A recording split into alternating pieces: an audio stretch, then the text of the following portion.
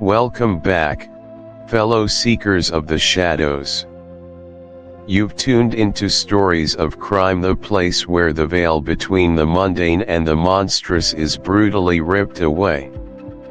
Tonight, we aren't just reading a report. We are opening a file, marked top priority, tucked away in the darkest corner of the archives. We're going to step across that chalk line and peer into the void, where human nature meets its most terrifying extremes. In this hour, the street lights flicker, the shadows deepen, and the truth is often far more chilling than any fiction you could invent. Forget the heroes. Tonight, we focus on the villains. On the motives that curdle the blood, and the consequences that echo forever. So, dim the lights. Lock your doors. Take a deep, steadying breath, because once the story begins, there's no turning back. This is Stories of Crime. And the case we're unfolding tonight is the Riddle of the Sands. Look, the fog of war. Before the war. Friends, fellow adventurers, welcome back to our deep dive into the pages of the Riddle of the Sands. Today, we cast off from the familiar shores of literary analysis and plunge headlong into the swirling mists of our opening chapter, aptly titled Hook, the Fog of War. Before the war. Imagine for a moment, if you will, the turn of the 20th century. A time of burgeoning empires, of steam and steel, of a world both vast and yet, in many ways, still profoundly mysterious. Our journey begins not with a bang, but with a whisper, the whisper of the wind across desolate mudflats, the hiss of waves against an unknown coast, and the disquieting silence of a world cloaked in an impenetrable shroud. We're about to explore how Erskine Childers masterfully crafts an atmosphere of chilling suspense right from the outset, pulling us into a world where the greatest threats aren't always visible, and where the precarious line between peace and peril is blurred by a thick, unforgiving fog.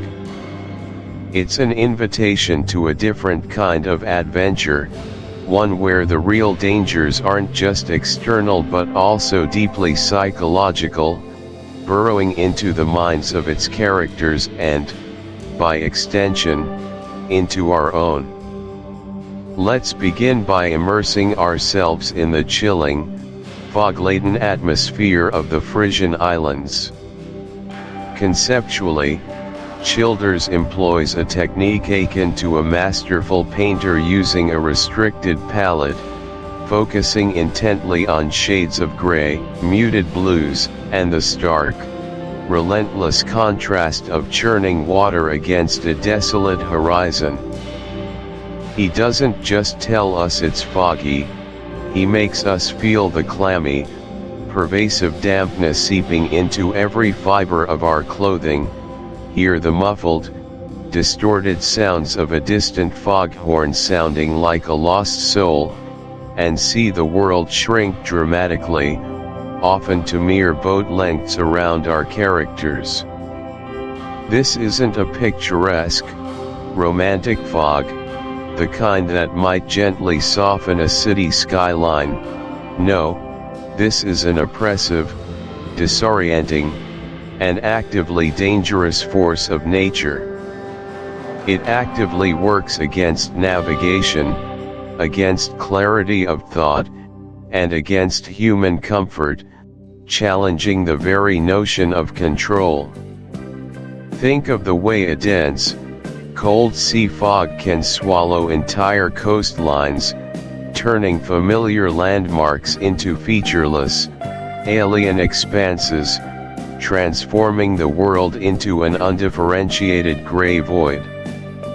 It's a natural phenomenon that metaphorically reflects the fog of war itself, the uncertainty, the crippling lack of information, the hidden dangers that lurk just beyond sight, shrouded in ambiguity.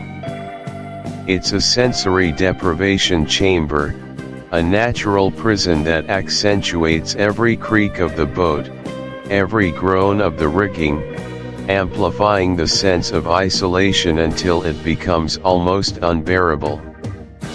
A practical example from the novel's opening pages immediately illustrates this profound effect. Consider the meticulous descriptions of the treacherous, ever-shifting channels, the unpredictable, powerful tides that can sweep a vessel onto the flats in moments, and the constant, nagging threat of running aground on those notorious, shifting sandbanks. Childers, an experienced yachtsman himself, injects an almost visceral authenticity that makes the environment a character in its own right, not merely a backdrop. He paints vivid, almost tactile pictures of gray skies merging seamlessly with the gray sea, of the chilling, penetrating wind that bites relentlessly to the bone, and the overwhelming, profound sense of isolation that pervades everything. Imagine, if you will, navigating a small, vulnerable yacht through such terrifying conditions, with visibility dropping to mere yards, the mournful, repetitive wail of a foghorn piercing the oppressive silence, and the constant, gnawing worry of unseen dangers lurking just beneath the swirling currents.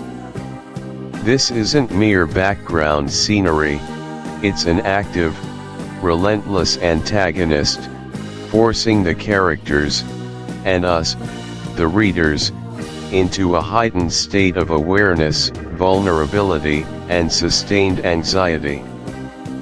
The landscape itself becomes a formidable, almost sentient barrier, a natural defense against intrusion, perfectly mere.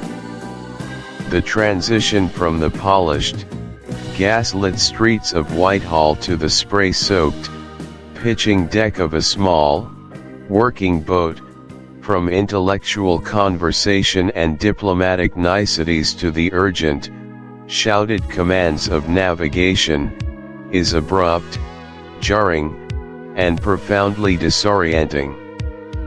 This isn't merely a change of scenery, it's a profound, almost spiritual shift in worldview. The very act of leaving London, of deliberately crossing the English Channel and venturing into those remote, dangerous waters, is a symbolic shedding of his preconceived notions of security, order, and perhaps even his own identity.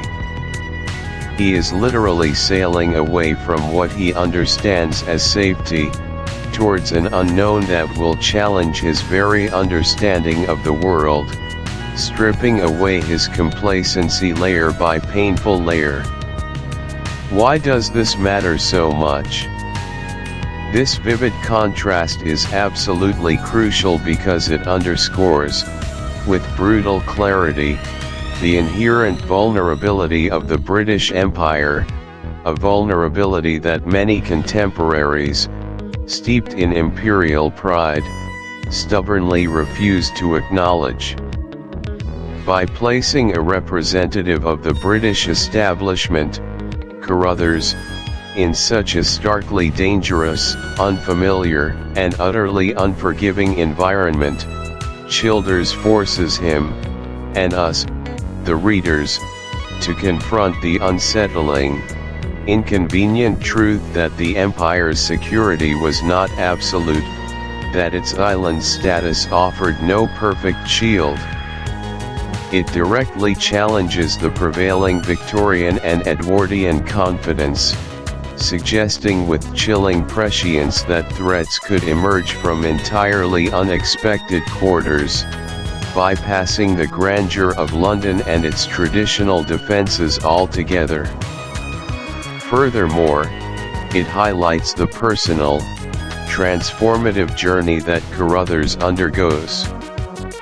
His evolution from an armchair diplomat and societal observer to an active, resourceful participant in a dangerous espionage mission is fundamentally fueled by this initial shock, this baptism by sea. The comfort of London represents a kind of blissful ignorance, a dangerous complacency, while the harsh, demanding realities of the North Sea demand intense vigilance, swift adaptation, and decisive action. This powerful juxtaposition elevates the stakes of the central mystery immeasurably. If danger can not only breach the natural defenses of the North Sea but actively threaten the very heart of the empire from these remote, forgotten places, then truly, no place is safe, and the entire fabric of national security is at risk. Finally, let's unravel how Childers masterfully teases the central mystery, a hidden, insidious threat to the British Empire buried deep within the shifting sands of the Frisian coastline.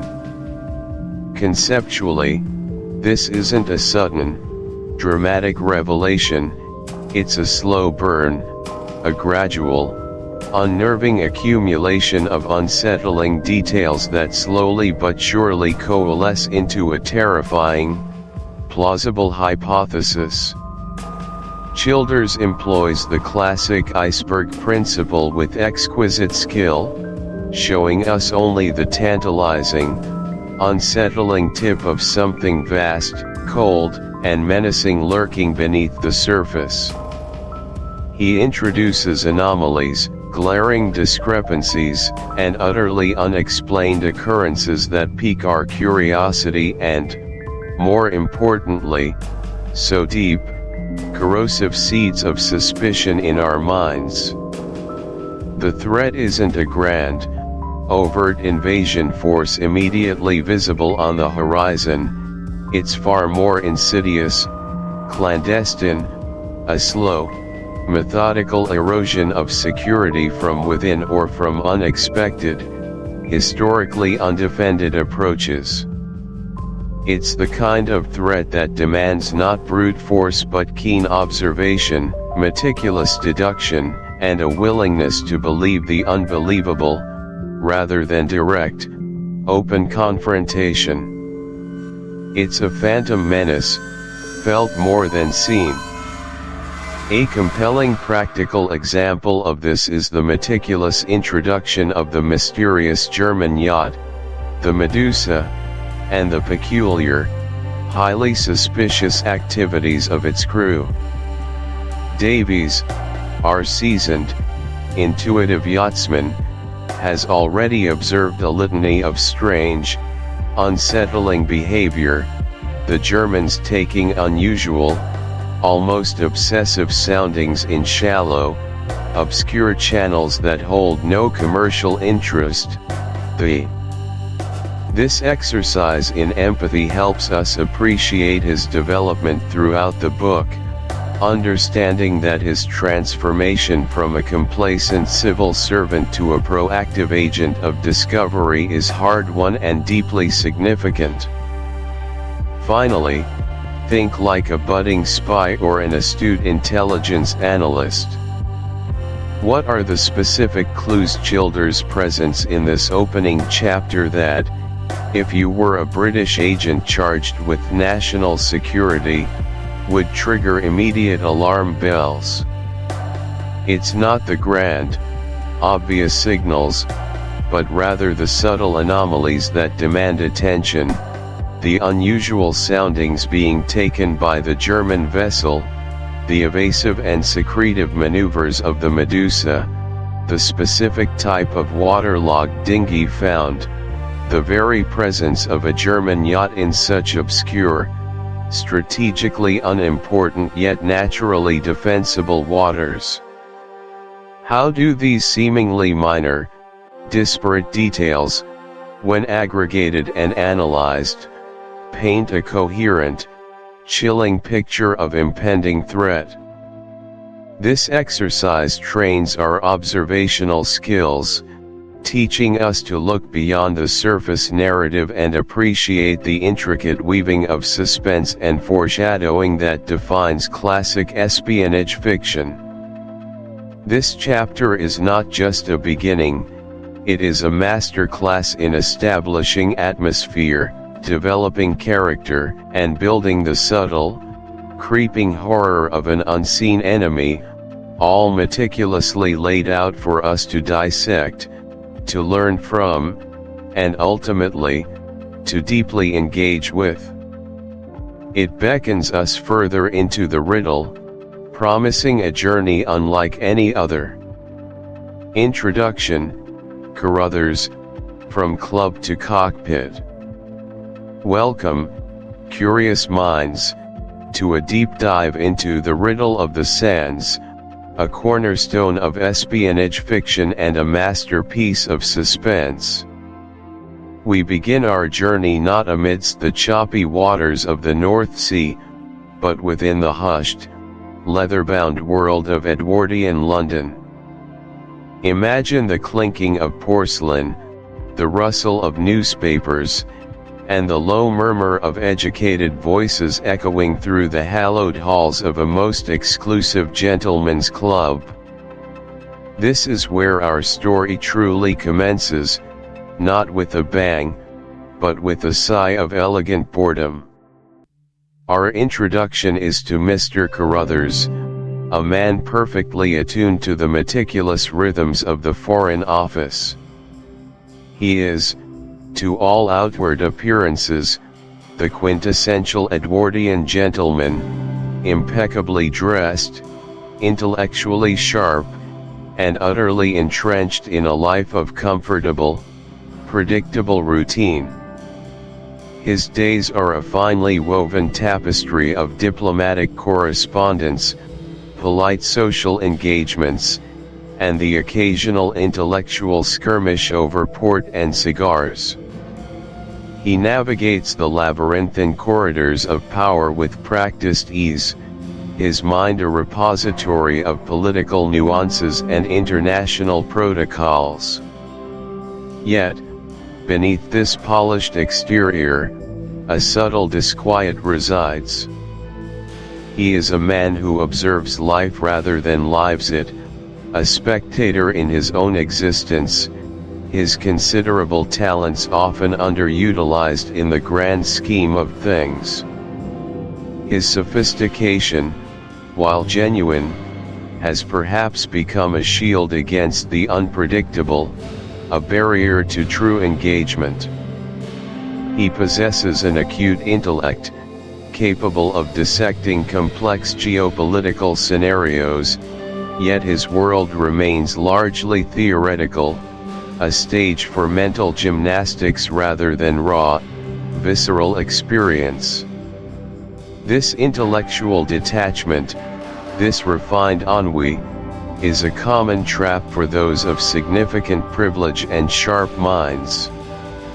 They can become so adept at analyzing the world from a distance that they forget the messy, vital business of participation. Carruthers, in his element, embodies this. He is a creature of habit, his routine a warm, comforting blanket against the chill of the unknown. He enjoys his comfortable flat, his regular hours, and the intellectual banter of his peers. He knows the precise time the evening papers arrive, the exact vintage of the club's finest claret, and the subtle inflections in a diplomat's tone that betray true intent. Yet, this very comfort has bred a subtle stagnation. He is a highly polished cog in a vast machine, functioning perfectly, but perhaps longing, unknowingly, for a gear to slip, for something to jolt him from his well-oiled complacency. This state of being, where comfort can breed a quiet desperation, is deeply human. It's the feeling of knowing one is capable of more, but lacking the impetus to act, preferring the known stability to the perilous promise of the unknown. It is the golden cage, meticulously crafted and surprisingly difficult to escape. Why does this matter? Because it sets the fundamental baseline for his impending transformation. To truly appreciate the journey, we must first understand the starting point, the specific shade of his pre-adventure self. His early character defines the dramatic arc of the entire narrative, giving weight to every subsequent challenge and every hard-won piece of self-discovery. Then, into this meticulously ordered existence, an anomaly intrudes, a letter. Not just any letter, but a missive from an old acquaintance, Davies. Davies is Carruthers's antithesis, rugged, unconventional, and a man of the sea. The letter itself is as unexpected as a sudden squall on a placid summer day. It is direct, almost brusque, utterly devoid of the polite circumlocution that characterizes Carruthers's usual correspondence. It speaks of adventure, of a yacht, and of a pressing, unnamed need for Carruthers's presence in a remote, windswept corner of the German coast. This unsolicited invitation represents a radical departure from everything Carruthers knows. It's a jarring note in his carefully composed symphony of life, a splash of cold sea water into his warm, insulated world. The conceptual explanation here is the sea, the elements, and the looming threat of an enemy intelligence operation will strip away his layers of societal polish, revealing the raw courage and resourcefulness beneath. He will learn to sail, to navigate treacherous channels, to endure discomfort, and to face genuine fear. He will move from merely understanding the gears of international power to becoming a critical, active part of their grinding operation. A practical example of this transformation unfolds almost immediately. We see him initially out of his depth, perhaps even a little disdainful of the rough and tumble world Davies inhabits. His fine shoes and tailored suits are quickly replaced by more practical, albeit less fashionable, attire. The smooth deck of a London club gives way to the pitching, damp planks of a small yacht. His intellectual challenges transition from deciphering coded messages to deciphering charts, tides, and the intentions of shadowy figures lurking in the mist. He must use his brain, yes, but also his hands, his eyes, his stamina, and his gut instinct. This isn't just a physical journey, it's a psychological unburdening. The weight of expectation, the pretense of effortless superiority, slowly gives way to the honest effort of survival and discovery. He sheds the constraints of his past identity not through a conscious decision, but through the sheer necessity of his new circumstances. He doesn't just observe the impending historical events, he becomes a pivotal, driving force within them, his actions directly influencing the fate of nations. Why does this transformation matter? It is the core thematic journey of the entire novel. It champions the idea that true understanding, True wisdom often emerges not from contemplation alone, but from direct, lived experience, especially when that experience is fraught with peril and purpose.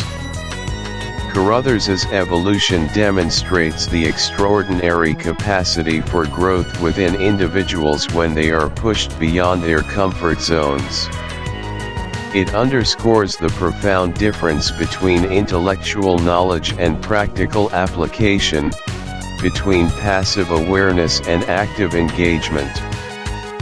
His journey highlights how personal change can intertwine inextricably with events of national and international significance, revealing that sometimes, the most unassuming figures can become central players in the great dramas of history. It's a testament to the fact that purpose is often found in the most unexpected places, demanding that we step out of our meticulously constructed worlds and into the unpredictable currents of life itself. To truly grasp Carruthers's starting point and appreciate his monumental journey, consider a few mental exercises for yourself. First, reflect on your own club, that comfortable, predictable environment or routine in your life where you feel most secure, perhaps a little too secure. What are its invisible walls? Second, imagine your own Davies's letter. What kind of unexpected, slightly inconvenient, but intriguing invitation would disrupt your equilibrium? What seemingly small event could potentially alter the entire trajectory of your life? Finally, think about moments in your life where you moved from being a passive observer, perhaps watching news unfold, or witnessing an event, to an active participant. What prompted that shift? What did you gain, and what did it cost? These reflections can help you connect more deeply with Carruthers's initial state of quiet stagnation and the momentous decision that propels him into a world of adventure, danger, and ultimate purpose. Chapter 1: The Pen and the Sword. Welcome, curious minds, to a journey into one of the most compelling and prescient spy thrillers ever penned, Erskine Childers's The Riddle of the Sands. We begin our deep dive with Chapter 1, aptly titled The Pen and the Sword, a title that immediately hints at the collision of intellectual endeavor with daring action, of diplomacy with covert operations. Imagine, if you will, the hum of London in the early 20th century. A city of empire, of grandiosity, yet also of stifling routine for many. Our story doesn't open with a bang, but with a sigh. A sigh from a man named Carruthers, a junior official in the Foreign Office, trapped in a life that, despite its apparent privilege, felt utterly hollow. Let's unpack Carruthers's disillusionment with his mundane social life in London, a sentiment that anchors our protagonist and sets the stage for his dramatic transformation. Conceptual explanation: Carruthers embodies the archetypal figure suffering from an existential malaise. He is a man of intellect and potential, yet he finds himself caught in the relentless, unfulfilling cycle of London society.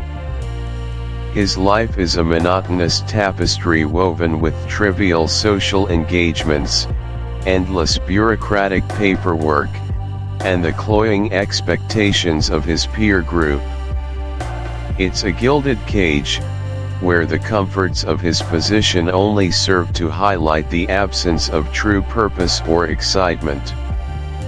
He feels a deep, unspoken yearning for something more substantial, something that would ignite his spirit and challenge his mind beyond the polite, predictable confines of his existence. This isn't merely boredom, it's a profound dissatisfaction, a sense of being out of sync with his own destiny. The pen of his daily life, symbolizing his diplomatic work and social correspondence, feels dull, incapable of carving a meaningful path.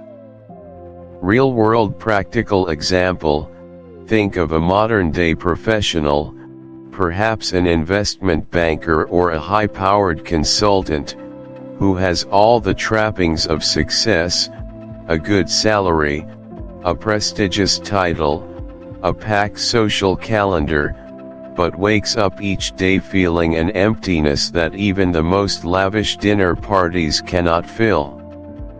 Their weekdays are spent in endless meetings, their weekends at obligatory social gatherings, all of which contribute little to their inner sense of fulfillment. They might yearn for a sabbatical to travel, to pursue a long-forgotten hobby, or to simply disconnect from the relentless pursuit of external validation. This individual, much like Carruthers, understands that material comfort does not equate to inner contentment. The constant performance, the superficial interactions, the lack of genuine intellectual or emotional engagement, all contribute to a gnawing sense of ennui, a feeling that life is happening to them, rather than them actively participating in it. Why it matters. Deep dive. This pervasive sense of disillusionment is not merely a character trait, it is a crucial narrative device. Firstly, it makes Carruthers ripe for adventure.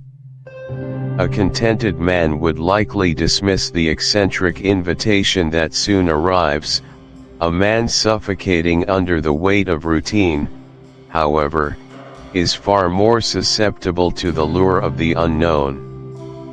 His dissatisfaction provides a powerful psychological engine, driving him towards a radical departure from his accustomed life.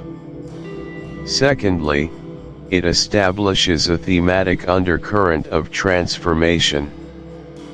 The novel isn't just a spy thriller, it's also a coming-of-age story for Carruthers, who must shed the trappings of his comfortable but confined world to embrace a life of risk and purpose. His initial state of apathy serves as a stark contrast to the sharp, observant, and courageous individual he is forced to become. It highlights the idea that true discovery often begins with a profound dissatisfaction with the status quo, pushing individuals out of their comfort zones and into the crucible of self-realization. This internal conflict, the pen failing to provide satisfaction, is the prelude to the sort of adventure. Into this carefully constructed landscape of quiet despair, a spark ignites. The invitation itself, perhaps brief and to the point, carries an implicit challenge, an appeal to a spirit of adventure that Carruthers barely recognizes within himself anymore. It's a literal and metaphorical lifeline thrown into his stagnant waters. Real-world practical example: imagine receiving an unexpected message from an old friend you haven't seen in years, someone known for their unconventional life choices. The message isn't a casual "let's catch up" but an invitation to something truly outside your comfort zone, perhaps a month-long backpacking trip through Patagonia, or an intensive volunteer expedition in a remote corner of the world. Your first reaction might be a mixture of surprise, amusement, and a fleeting sense of fear. You're comfortable with your routines, your predictable holidays. Yet, beneath that initial reluctance, a tiny seed of curiosity is planted. The thought of breaking free, of experiencing something genuinely new, begins to appeal, even if it feels daunting. This sudden, out-of-the-blue offer presents a crossroads, an opportunity to deviate from the well-trodden path. Why it matters. Deep dive. The invitation is the primary catalyst for the entire plot of The Riddle of the Sands. It is the inciting incident that plucks Carruthers from his diplomatic desk and thrusts him into a world of espionage, danger, and self-discovery. Without Davies's unusual summons, Carruthers would remain trapped in his London ennui, and the looming threat to Britain, which the story eventually uncovers, would go unnoticed. The invitation introduces the element of mystery and the unknown, immediately setting a tone of intrigue. It signals the transition from the pen, the world of bureaucratic paperwork and polite correspondence, to the sword, the world of physical challenge, potential conflict, and active investigation. The very nature of the invitation, a vague, perhaps urgent, appeal from a somewhat eccentric individual, imbues the narrative with a sense of foreboding and adventure right from the outset, compelling both Carruthers and the reader to question Davies's true motives and the nature of his yachting trip. It's the hand of fate reaching out, disguised as a mere social call. Faced with this stark choice, Carruthers does not immediately leap at the opportunity. His internal struggle is as critical as the external events themselves. Let's highlight his hesitation and eventual acceptance of the offer. Conceptual explanation. Carruthers's hesitation is entirely natural, a testament to the powerful inertia of habit and comfort. The thought of leaving his predictable, albeit unfulfilling, life for the perceived rigors and uncertainties of a Baltic yachting trip triggers an internal conflict.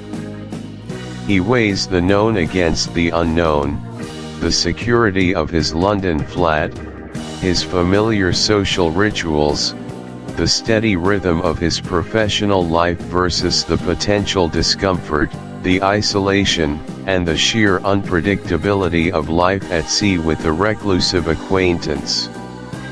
This is the classic struggle between the allure of safety and the pull of adventure, between the mundane and the magnificent. His initial instinct is to resist, to find excuses, to cling to the familiar.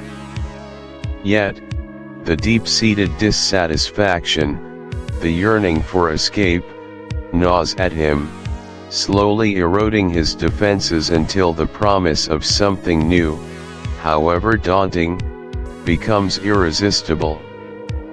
Real-world practical example. Consider someone contemplating a major career change after years in a stable, well-paying job they no longer enjoy. The thought of resigning, of entering an unfamiliar field, of potentially facing financial instability or starting anew, is terrifying. They might draft a resignation letter only to delete it, spend sleepless nights weighing pros and cons, seeking advice, and mentally rehearsing conversations. The security of their current position feels like a warm, if confining, blanket.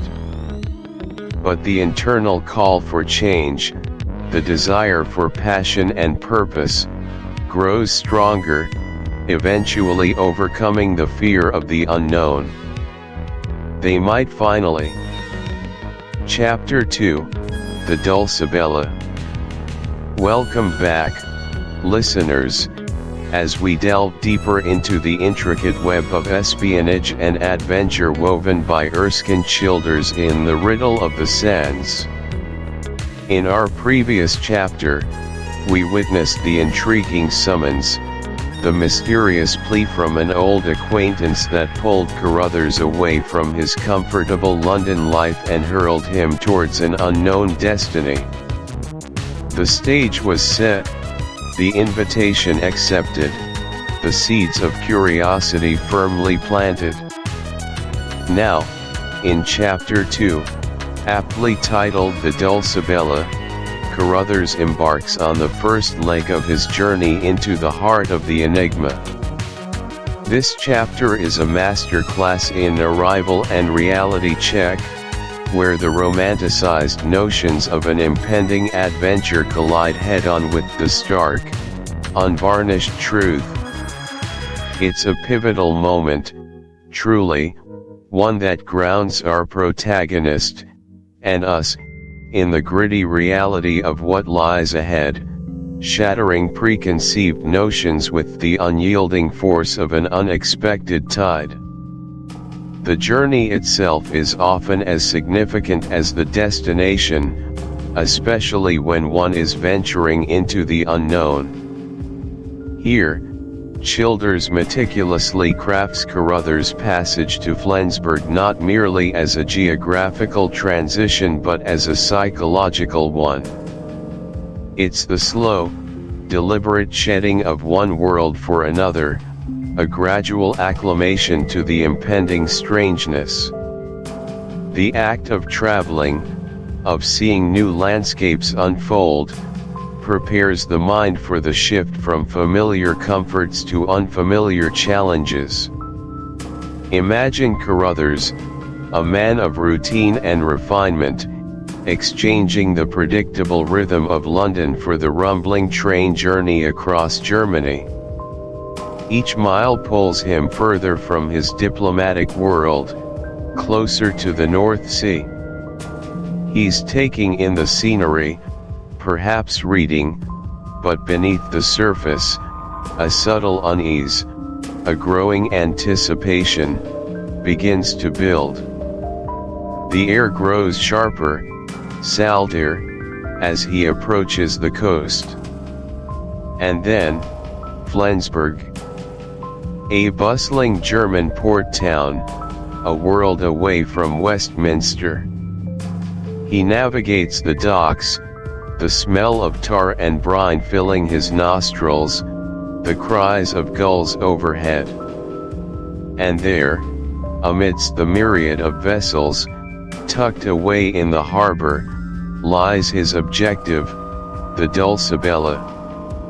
It's not a grand reveal, rather, it's an understated introduction to a boat that will become the crucible of his transformation. The first glimpse, indistinct in the bustling dockside, a small craft among larger ships, already hints at its unassuming nature, defying the grand narratives Carruthers might have secretly entertained.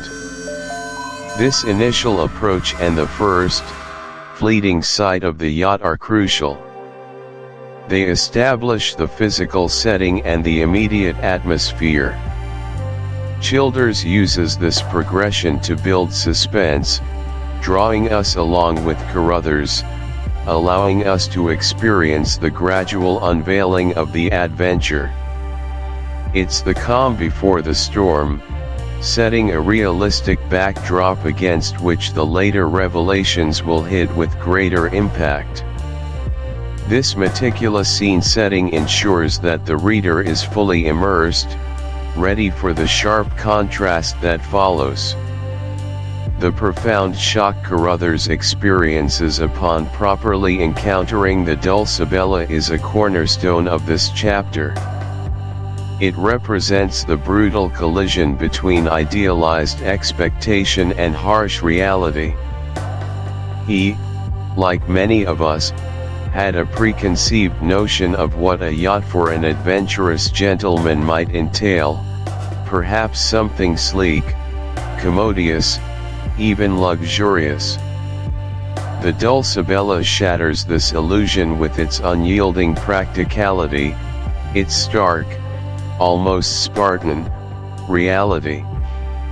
It's a lesson in perception versus truth. Imagine Carruthers' jaw dropping, metaphorically speaking, as he claps eyes on the Dulcibella up close. It is not the gleaming white cruiser he might have envisioned.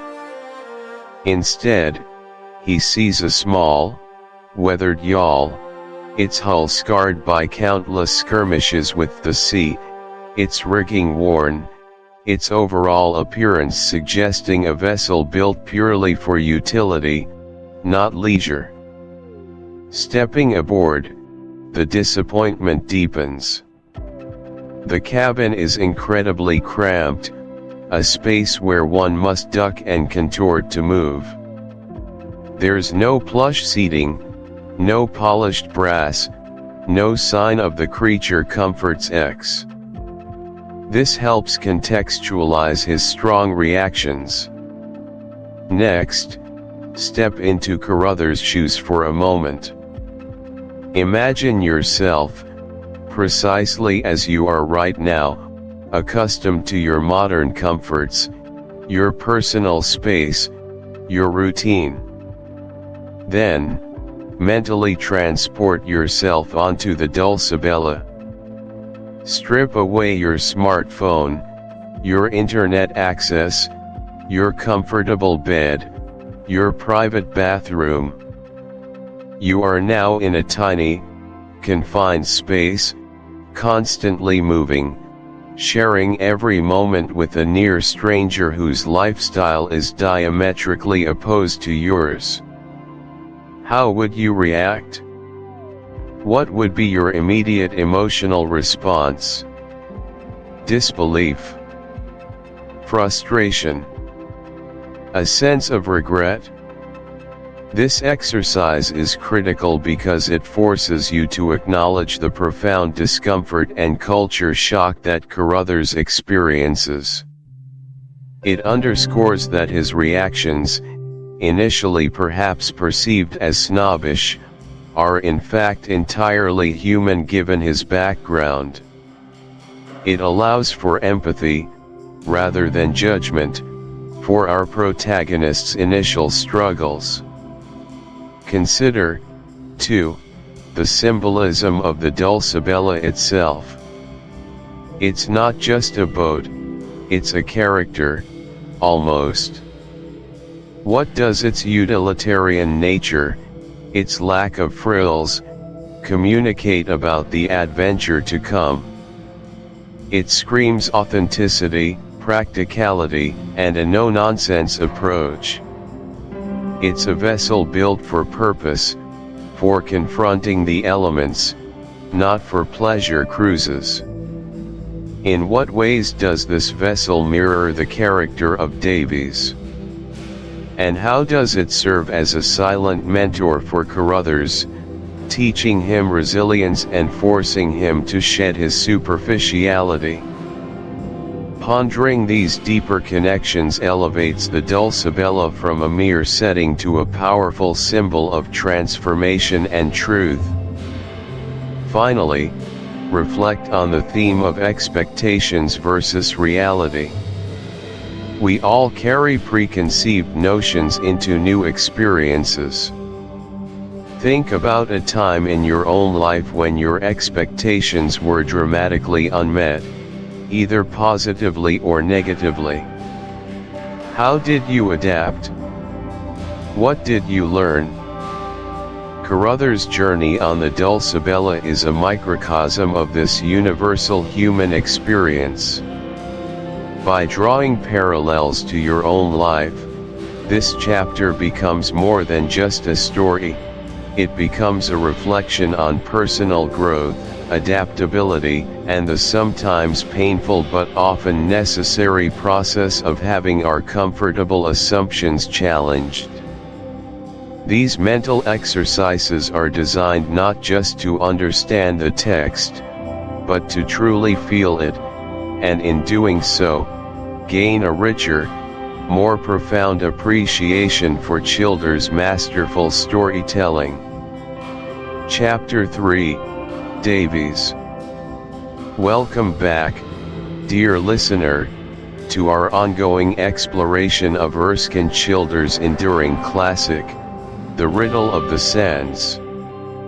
As we venture into Chapter 3, titled simply Davies, we pivot from the initial mystery and the sheer novelty of Carruthers' unexpected summons, directly into a deep dive into the character who will become his unlikely, indispensable partner. This chapter is a masterclass in character introduction, revealing the fascinating complexities that lie beneath the surface of what first appears to be a rather ordinary, even unremarkable, man.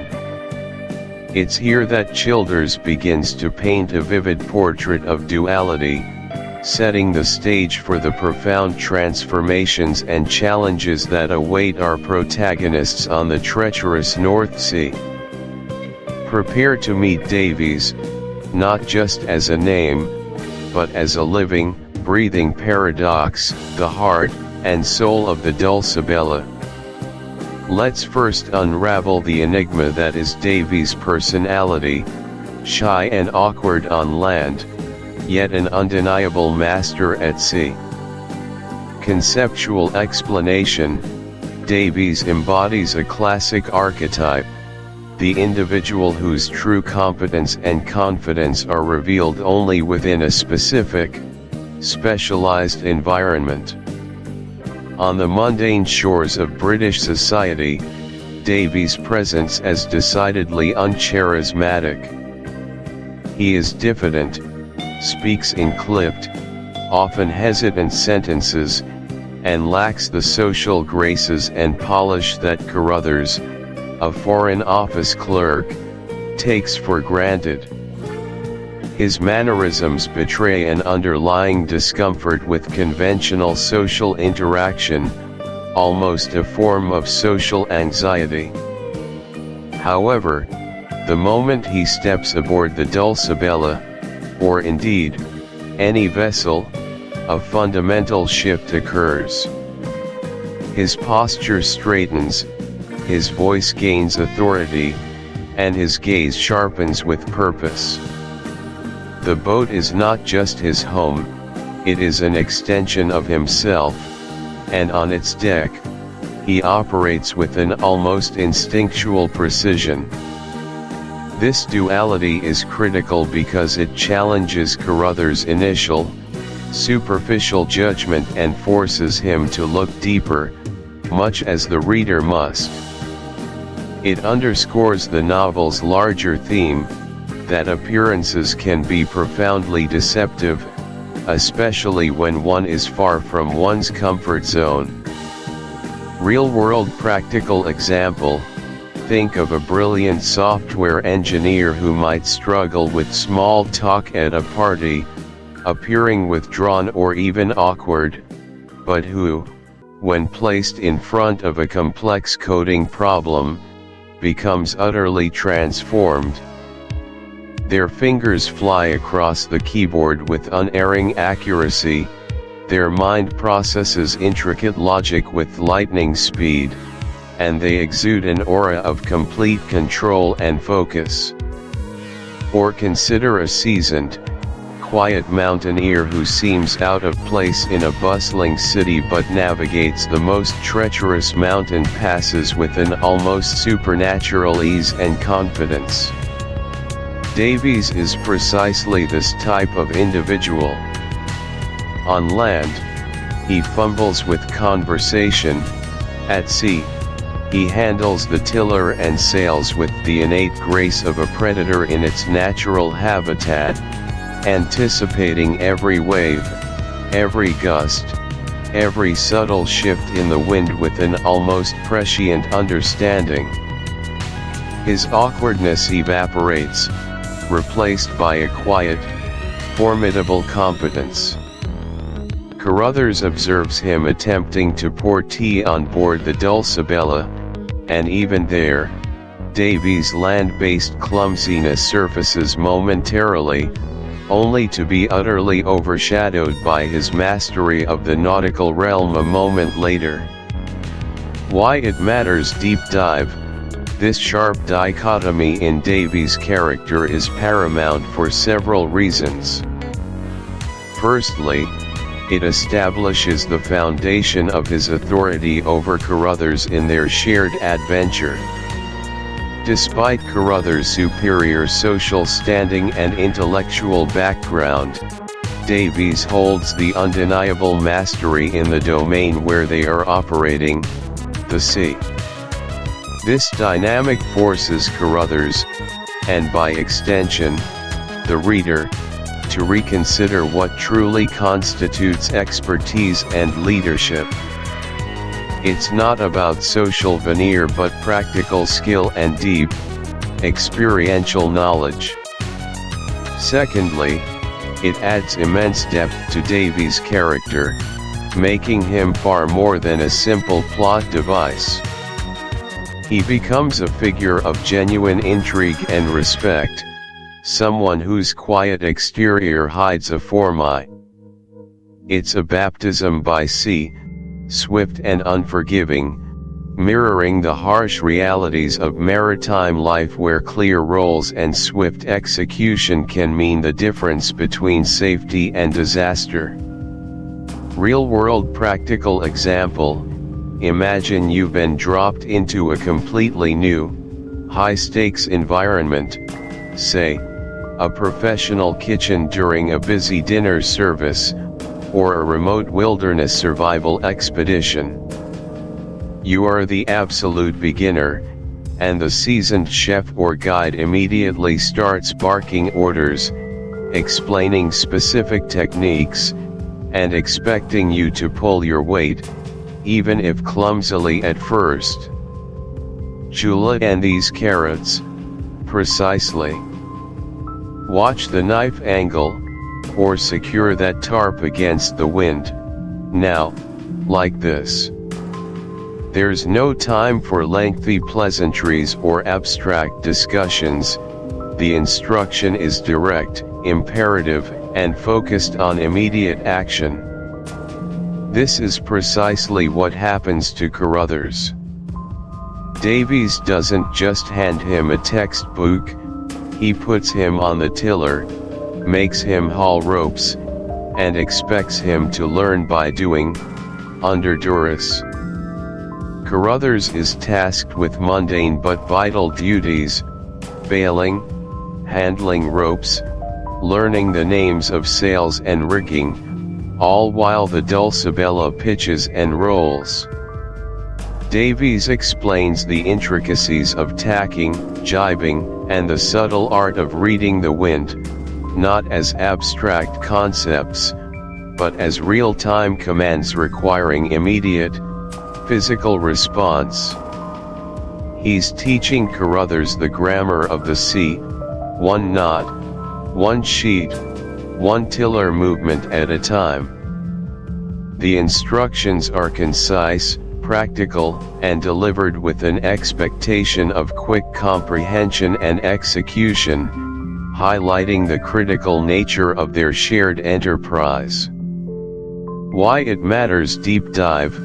The immediate imposition of sailing instruction and a clear division of labor is fundamentally important to the novel's progression. Firstly, it rapidly transforms Carruthers from a passive observer into an active participant. He cannot remain detached. He must learn, adapt, and contribute for their mission to succeed. This accelerated learning curve is crucial for the plot, as Carruthers will soon need to understand and contribute to the navigation and strategy of their covert investigation. Secondly, it reinforces Davies' authority and establishes the functional dynamics of their partnership. While Carruthers might be intellectually superior in some respects, Davies is the undisputed master of their immediate environment, and his expertise must be respected and followed. This practical hierarchy underscores the novel's celebration of competence over status. Thirdly, it is through these shared struggles and lessons that a bond, albeit an awkward one at first, begins to form between the two disparate men. They are forced to rely on each other, laying the groundwork for the deep trust that will be essential for their dangerous undertaking. This initial period of instruction is not merely expository, it is character building, relationship forging, and fundamentally prepares both the characters and the reader for the intricate maritime adventure ahead. It teaches us that to truly understand a world, one must not merely observe it, but actively engage with its unique demands, its language, and its unforgiving realities. Finally, let's examine Carruthers' palpable struggle to adapt to the physical hardships of life on board the Dulcibella. Conceptual explanation: Carruthers, accustomed to the comforts and decorum of a London office and gentlemen's clubs, finds the transition to the Spartan, demanding existence aboard a small yacht profoundly challenging. His initial experiences are marked by pervasive discomfort, the incessant pitching and rolling of the boat, leading to seasickness, the cramped, damp living quarters, the primitive cooking arrangements, and the constant exposure to the elements. This physical ordeal is a sharp contrast to his previous life of ease and intellectual pursuits. His struggles highlight the profound chasm between theoretical knowledge and practical experience, between an ordered, predictable world and the raw, unpredictable force of nature. It's a humbling. These aren't just actions, they are declarations of profound understanding, communicating more than words ever could. How do you recognize this silent competence in others, and in what contexts might you possess it yourself? Finally, ponder the subtle ways discomfort can be a catalyst for growth. Carruthers' seasickness and physical struggles are not pleasant, but they are absolutely necessary for his transformation. Can you identify similar crucibles in your own life where initial hardship led to unexpected personal development or a deeper understanding of your own resilience? Chapter 3 is not just a description of events, it is an invitation to deeply consider character, adaptation, and the invaluable lessons learned when stepping far outside one's comfort zone, preparing us for the truly complex riddle that lies ahead. Chapter 4: The Baltic Fog. Welcome, listeners, to Chapter 4, The Baltic Fog, from Erskine Childers' masterful The Riddle of the Sands. If the previous chapters laid the groundwork for an intriguing mystery, this one plunges us headfirst into the very heart of the adventure, where the sea itself becomes a character, and the fundamental principles of seamanship are not just theoretical concepts, but raw, unforgiving realities. This chapter is a masterclass in what we might call sailing fundamentals, disguised as thrilling narrative. It's where the abstract idea of navigating a small boat through treacherous waters transforms into a visceral, life-affirming, and sometimes terrifying experience. Prepare to feel the spray, hear the creak of timber, and perhaps, even the chill of the Baltic wind on your face as we delve into the learning curve of our protagonists. Our journey begins with the early days of sailing through the fjords, a period that is less about grand voyages and more about intricate, moment-to-moment mastery. Conceptually, this phase represents the crucible where true seamanship is forged. It is here, in the narrow confines and shifting currents of coastal waterways, that a sailor learns to truly read the water, the wind, and their vessel. Unlike the open ocean, where broad sweeps of the tiller and general bearing might suffice, fjord sailing demands surgical precision. It's a constant dance of adjustments, trimming sails to the merest breath of wind, anticipating the next gust funneled between cliffs, and acutely aware of the unseen dangers lurking beneath the surface. It's a baptism by fire, or rather, by water and wind, that grounds theoretical knowledge in harsh practicality. Let's consider our heroes, Davies and Carruthers, as they embark on this intense schooling aboard the Dulcibella. Imagine them, initially with varying degrees of experience, now faced with the stark reality of these unfamiliar fjords. This is not a leisurely cruise, it's a navigational obstacle course. Davies, with his intimate knowledge of the Dulcibella's quirks, acts as the stoic, demanding instructor, pushing Carruthers, and indeed himself, to the limits. They are learning to navigate by dead reckoning, using sparse charts and their own sharp observations. Picture the precise steering required to thread the needle between submerged rocks, the careful management of the Dulcibella's sails to harness every whisper of wind, or, conversely, to spill it instantly to avoid being driven aground. Each turn of the tiller, each hoist of a sail, becomes a decision freighted with consequence.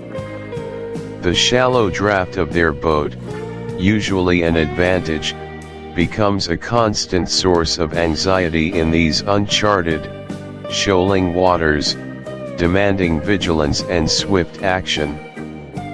Why does this matter so profoundly? Because this period is absolutely crucial for developing an instinctual understanding of the sea and the boat.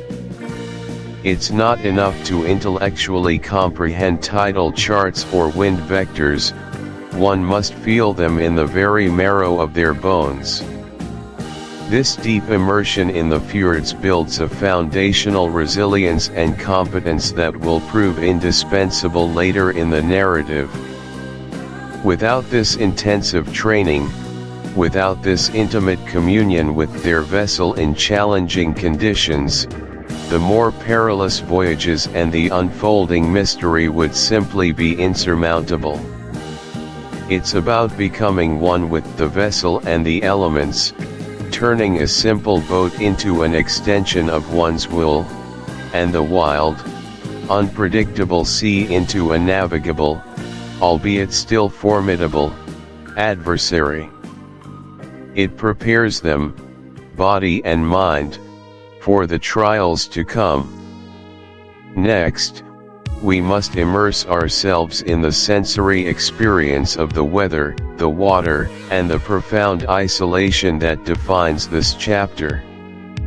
Conceptually, being at sea, particularly in a small boat and challenging conditions, is an intensely immersive experience where every sense is heightened and constantly engaged. It strips away the distractions of land, forcing an acute awareness of the immediate environment.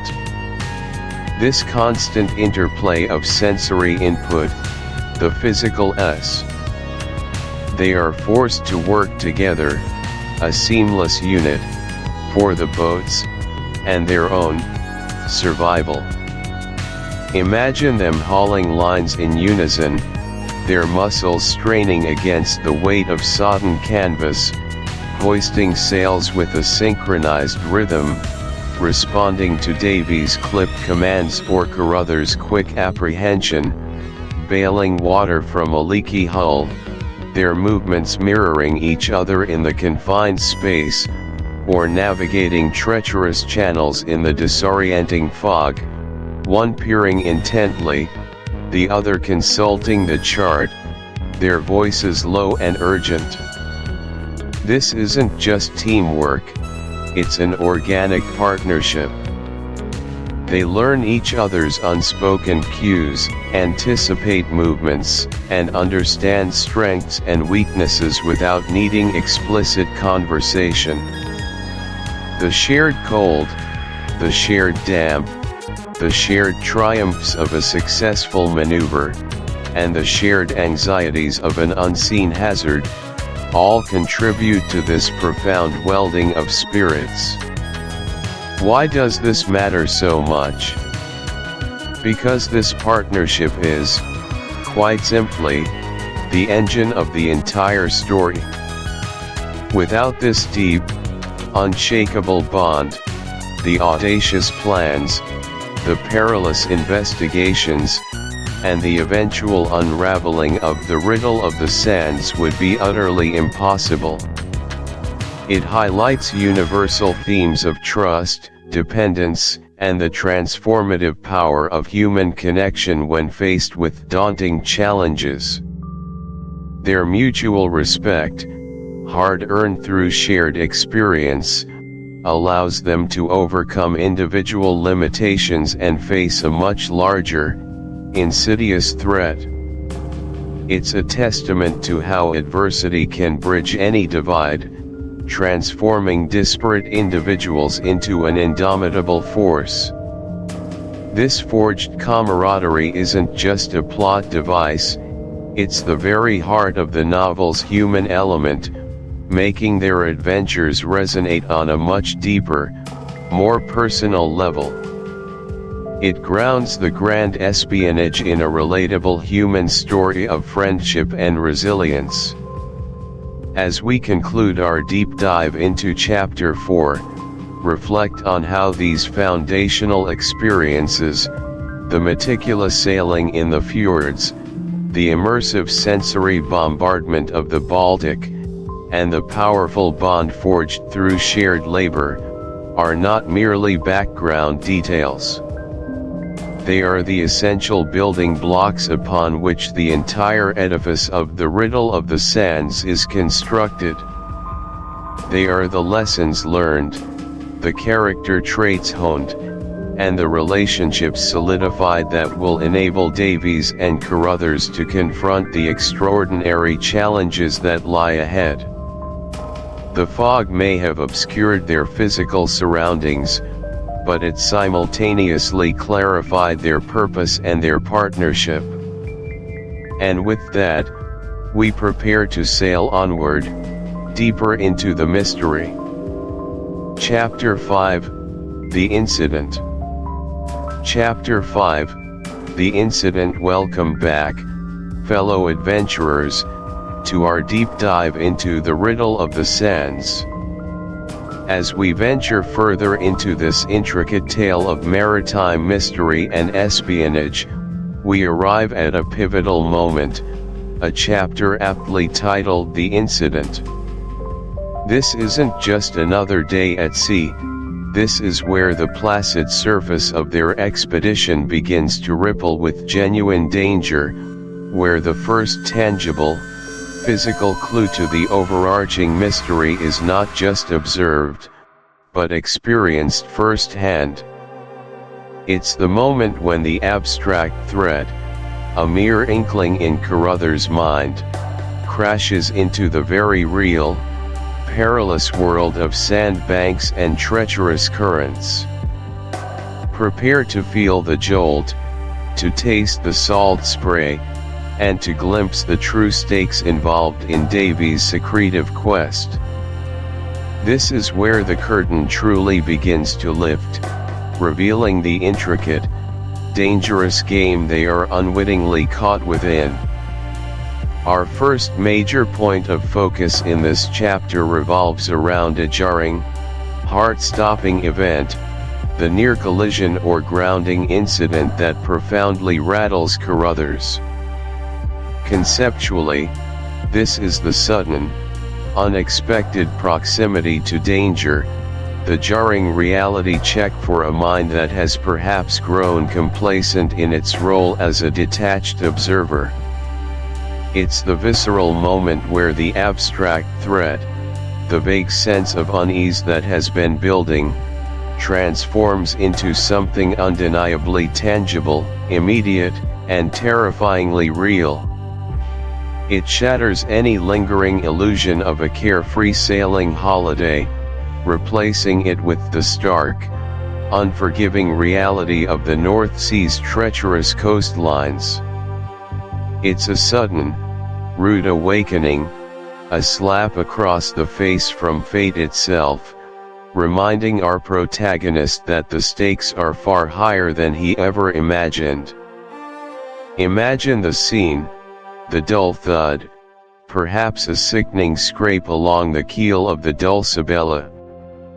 A sudden, violent lurch as the boat is caught, almost imperceptibly at first, by a hidden sandbank or a rapidly shifting shoal.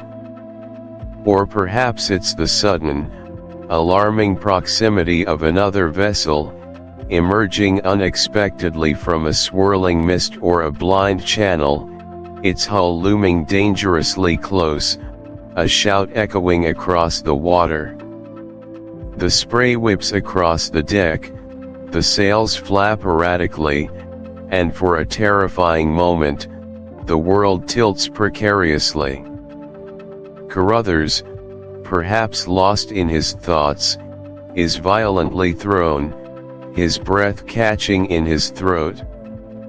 There's a frantic scramble, a quick, instinctive reaction from Davies, a moment of pure, unadulterated panic, followed by an equally sudden, shaky wave of relief as the Dulcibella scrapes free, or the other vessel veers away just in time. The air, for a few tense seconds, is thick with unspoken fear, the lingering taste of near disaster. Why does this matter so profoundly to our narrative? This incident is far more than just a momentary scare, it's a crucial turning point. It shatters Carruthers' comfortable, intellectual detachment, forcing him directly into the immediate, perilous reality of Davies' world. He can no longer merely observe from a safe distance, he is now an active participant, directly experiencing the inherent dangers of the environment they inhabit. This moment indelibly marks him, making him understand that the very waters they navigate are fraught with peril, an environment that will become not just a backdrop, but an active character, crucial to the unfolding plot. It serves as a potent foreshadowing, a chilling precursor to the larger, more sinister stakes that are soon to be fully revealed. The near miss isn't just about the boat, it's about the erosion of Carruthers' naivete and the brutal introduction to the true nature of their predicament. It's a wake-up call, sharp and unforgettable. Moving on, our second critical insight from this chapter lies in Davies' intense, almost obsessive focus on the charts and the intricate geography of the region. This is far more than mere navigation, it's a profound, painstaking scrutiny, bordering on an obsession. Davies isn't simply looking for a clear sailing route, he's extracting every scrap of information from the line. His focus isn't merely on safe passage, it overtly suggests a far grander, more significant purpose behind his seemingly endless voyages.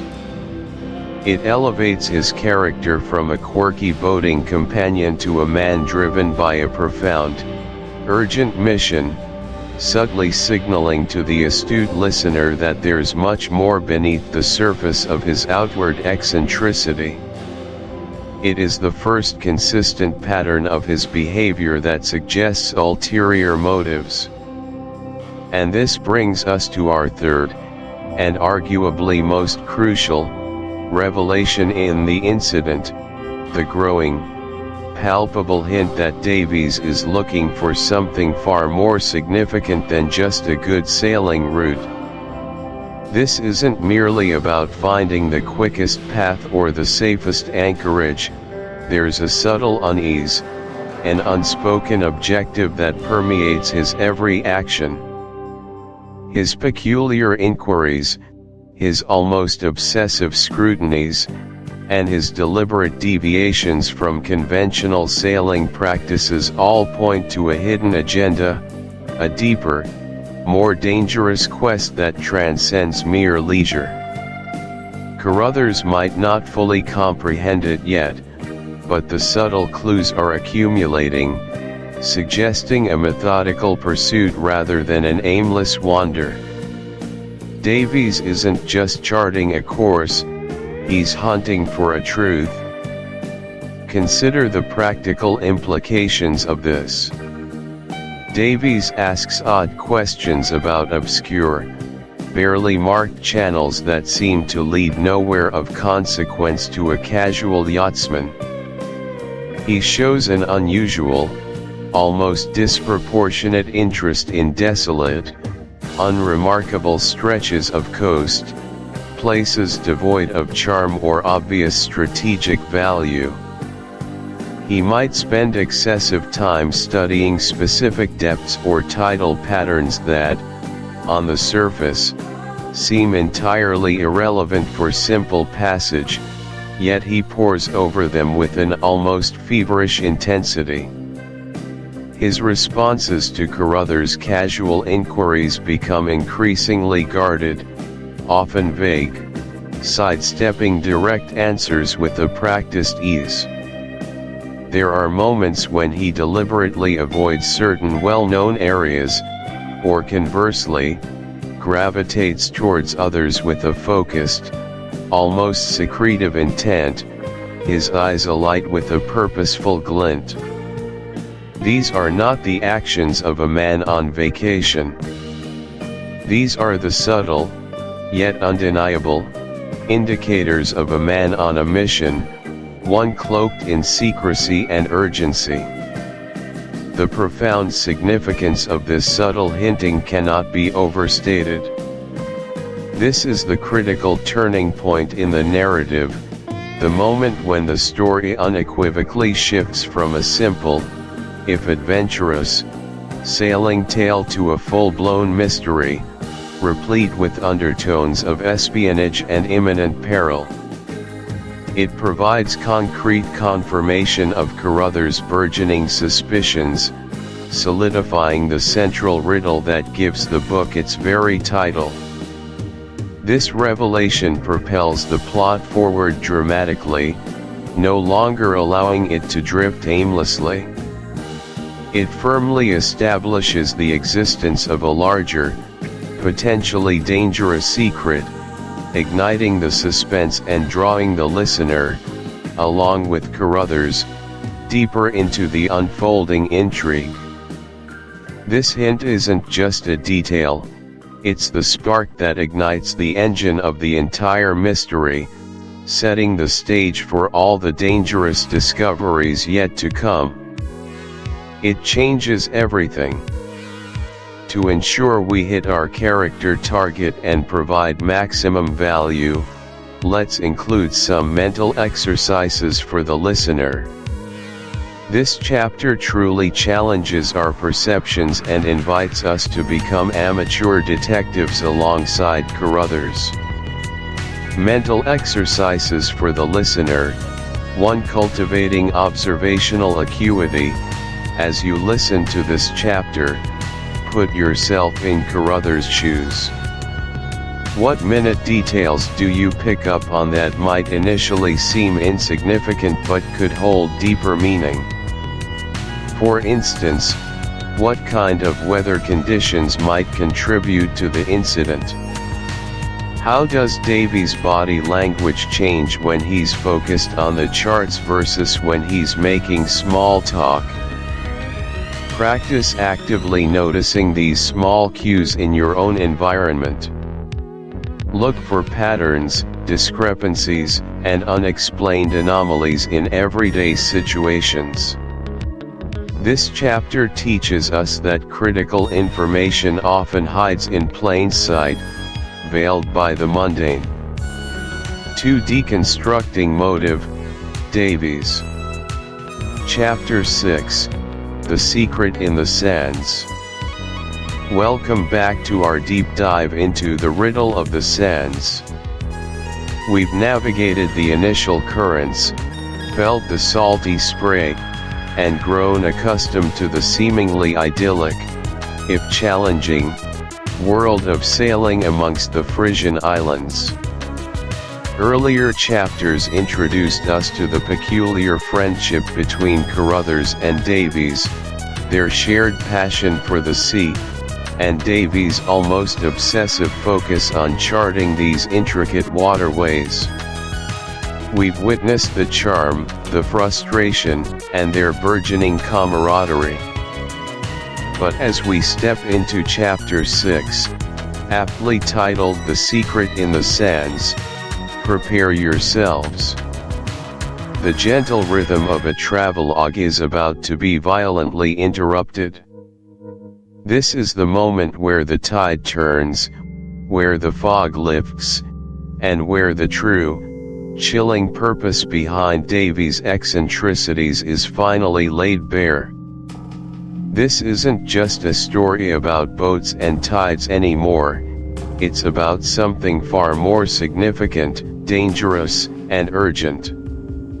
We are about to witness the revelation, a moment that fundamentally reshapes our understanding of everything thus far, transforming a leisurely yachting adventure into a high-stakes game of international intrigue. Brace yourselves, because the sands are about to reveal their secrets, and they are not benign. For weeks, Carruthers, and indeed us as readers, have been privy to Davy's single-minded obsession with channels and shoals, his meticulous measurements, his endless poring over charts. It seemed an intense, if baffling, hobby.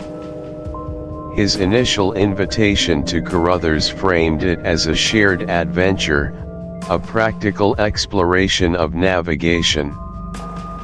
But in a pivotal moment within Chapter 6, the truth explodes into the open. Davies, with a seriousness eclipsing his previous cheerful eccentricity, finally reveals his true motive. He suspects a German plot. This is not mere conjecture, it's a deeply held, intensely researched conviction that what they are witnessing is not natural hydrography, but deliberate, strategic manipulation of the environment by a foreign power.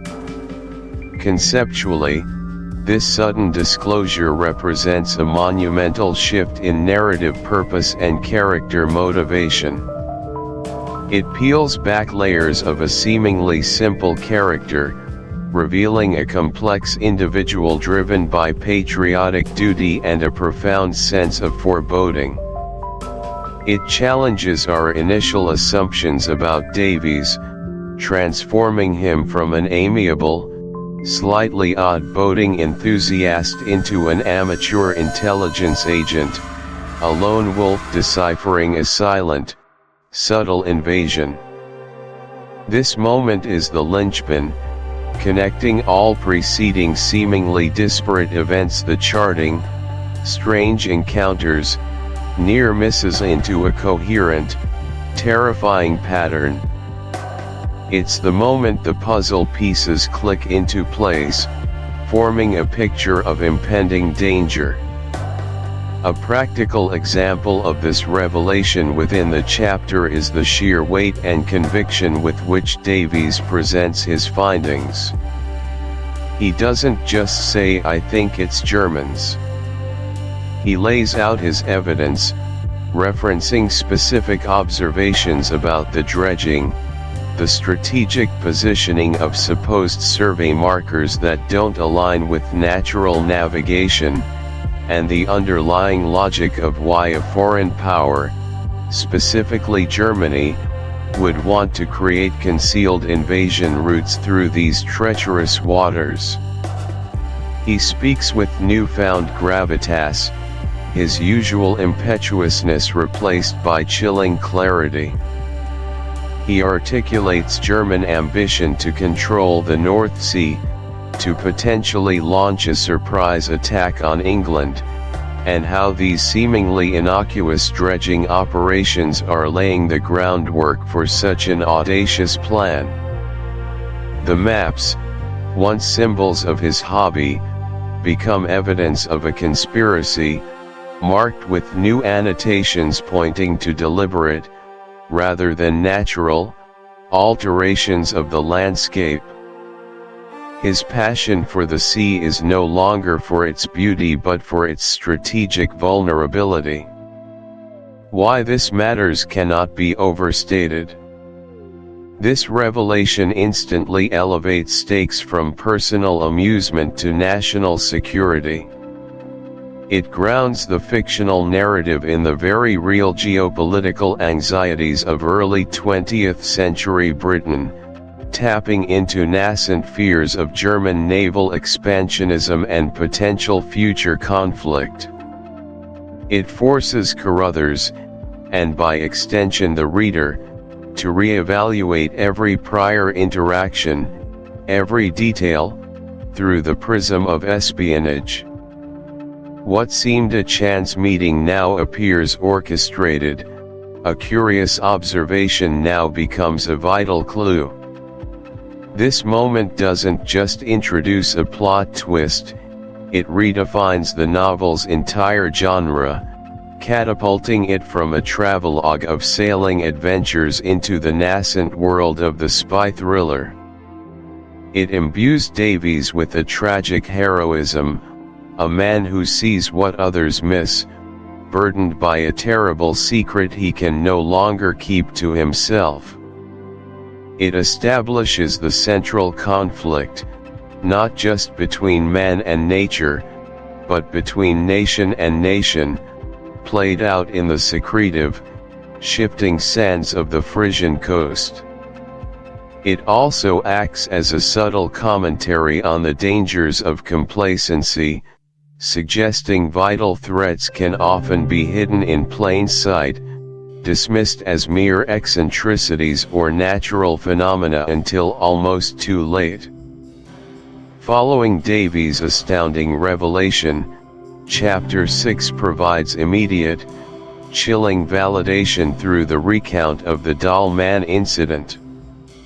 This isn't just theoretical plotting, it's a concrete, near-fatal practical example of the stakes involved and the ruthlessness of the German agents they are up against.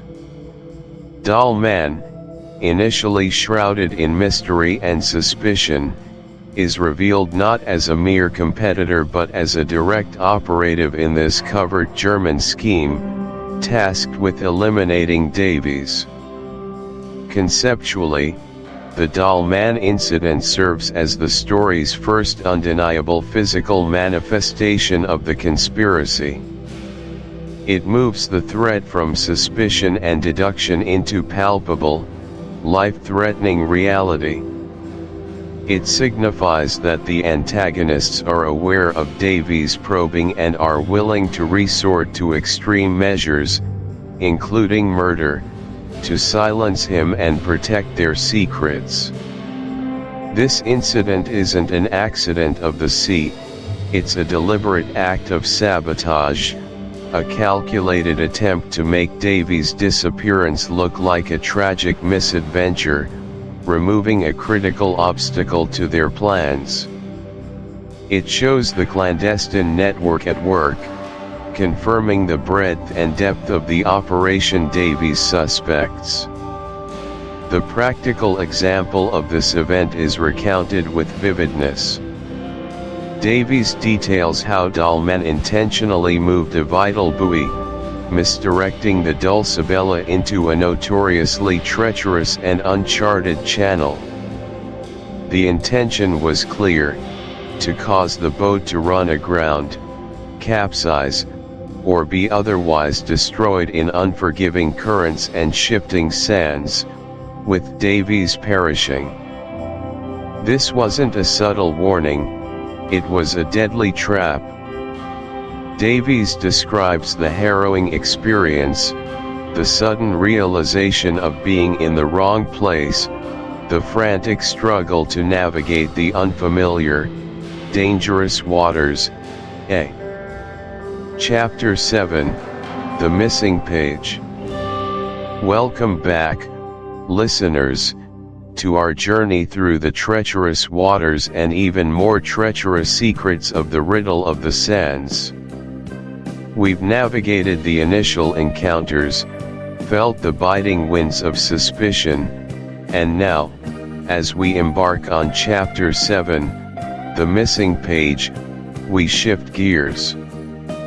This isn't just another chapter, it's our deep dive into the methodical, painstaking world of evidence gathering. Think of ourselves as co-conspirators, detectives alongside the intrepid Davies and the astute Carruthers. We're stepping beyond the thrilling chase and into the meticulous pursuit of truth, where every detail, every inconsistency, every torn scrap of paper holds the key to unlocking a larger, more sinister plot. This pivotal chapter forces us to slow down, to observe, and to question everything. It's where the fog of conjecture lifts, replaced by the sharp, undeniable edges of facts, or by the glaring absence of them. Our mission is to piece together a complex puzzle where crucial parts have been deliberately hidden or destroyed. Are you ready to immerse yourselves in the nitty-gritty of uncovering secrets and navigating a labyrinth of intentional deceit? Because here, the game truly begins. Our first piece of the puzzle, and perhaps the most immediately damning, revolves around the Medusa's logbook and that suspiciously missing page. Conceptually, a logbook is designed to be an unimpeachable factual record of a vessel's movements and significant events. Its integrity is paramount. A missing page, particularly one removed with intent, instantly compromises this integrity. It transforms a document that should be reliable into highly suspect evidence. This isn't an accidental omission, it's an act of redaction, a deliberate obliteration of information. What is absent often speaks louder than what remains. The very act of removing a page suggests a profound fear of what that page contained, pointing to a conscious decision to conceal, to distort, to mislead.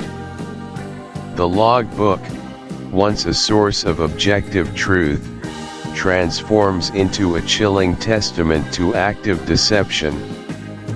It's no longer about what was written, but about what was deemed too dangerous to be seen. To grasp the weight of this, consider a real-world practical example. Imagine a forensic financial audit where a company's main accounting ledger has an entire month's worth of high-value transactions visibly torn out. Auditors would immediately flag this as a critical red flag, triggering an intensive investigation into potential fraud or illicit activity. The missing pages don't just create a gap in data, they carve out a gaping hole in trust. Similarly, envision a pilot's official flight log with a missing entry for a critical mission.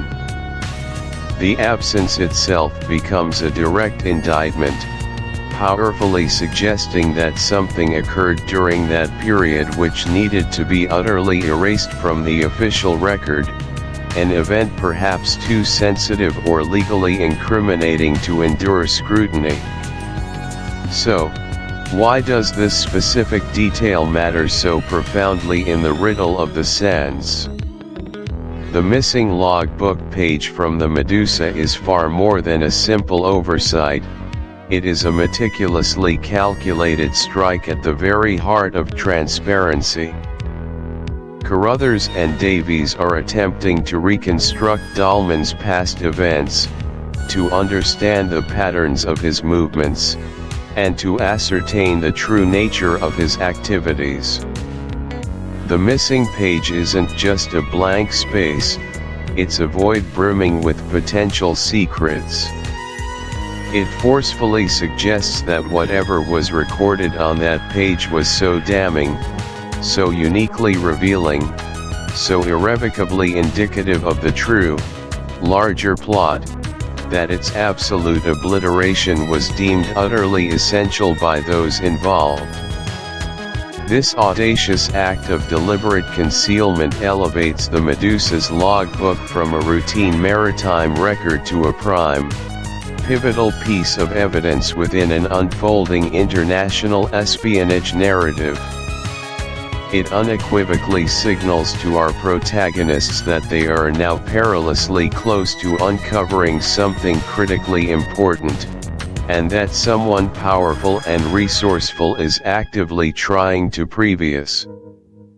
The riddle itself is far from a simple intellectual puzzle, it is a deep, intricate web of geopolitical intrigue, profound personal motives, and gravely serious national security implications. Solving it demands connecting all the seemingly unrelated dots, meticulously peeling back the layers of deception, revealing the true, underlying nature of the threat, and ultimately comprehending the profound why behind the what. It represents the critical transition from merely gathering fragmented clues to meticulously constructing the complete, terrifying narrative, moving from isolated fragments of information to a grand, unsettling revelation. To put this into a powerful real-world practical example, consider a highly skilled team of intelligence analysts rigorously tasked with understanding the true intentions behind a rival nation's sudden, unusual military buildup. They receive a constant stream of fragmented reports, highly unusual shipping movements, a dramatic increase in encrypted radio chatter, reports of new, secretive construction projects, and cryptic diplomatic signals. Their primary goal isn't just to list these individual observations, it's to expertly synthesize them all into a clear, actionable assessment of the rival's true intentions, their burgeoning capabilities, and the precise level of threat they pose. They tirelessly seek to answer the fundamental question, what is the overall strategic objective driving these actions? Solving such a complex riddle means seeing the entire forest, understanding the grand strategic design, and not merely focusing on individual, isolated trees. Why, then, does this clearly defined goal matter so immensely within our narrative? This sharpening of purpose profoundly focuses the efforts of our protagonists, and by extension, enhances our understanding as listeners. It irrevocably transforms their initial yachting adventures from a series of curious incidents into a high-stakes, critically important international espionage mission. Davies and Carruthers are no longer simply seeking adventure, they are now actively striving to uncover a deep-seated conspiracy that could potentially have profound, catastrophic national security implications for the British Empire. The seemingly idyllic Frisian sands morph into a critical, volatile strategic theater. The riddle is no longer abstract, it concretely represents a tangible, looming threat of invasion, military deception, or some other hostile act orchestrated by a foreign power. Their ultimate success or devastating failure in solving this profound riddle could genuinely and dramatically impact the very future of their nation. This clearly articulated goal provides the ultimate narrative drive, injecting immense weight and desperate urgency into every piece of evidence uncovered and every calculated risk taken. It cements their crucial role as unsung heroes, operating courageously in the shadows to avert a potential national catastrophe, transforming their journey from a personal quest into a vital national service. It elevates the entire gripping story from a mere yachting escapade to a prescient, chilling warning about dangers brewing on the eve of global conflict. Before we conclude this deep dive, I invite you to a brief mental exercise.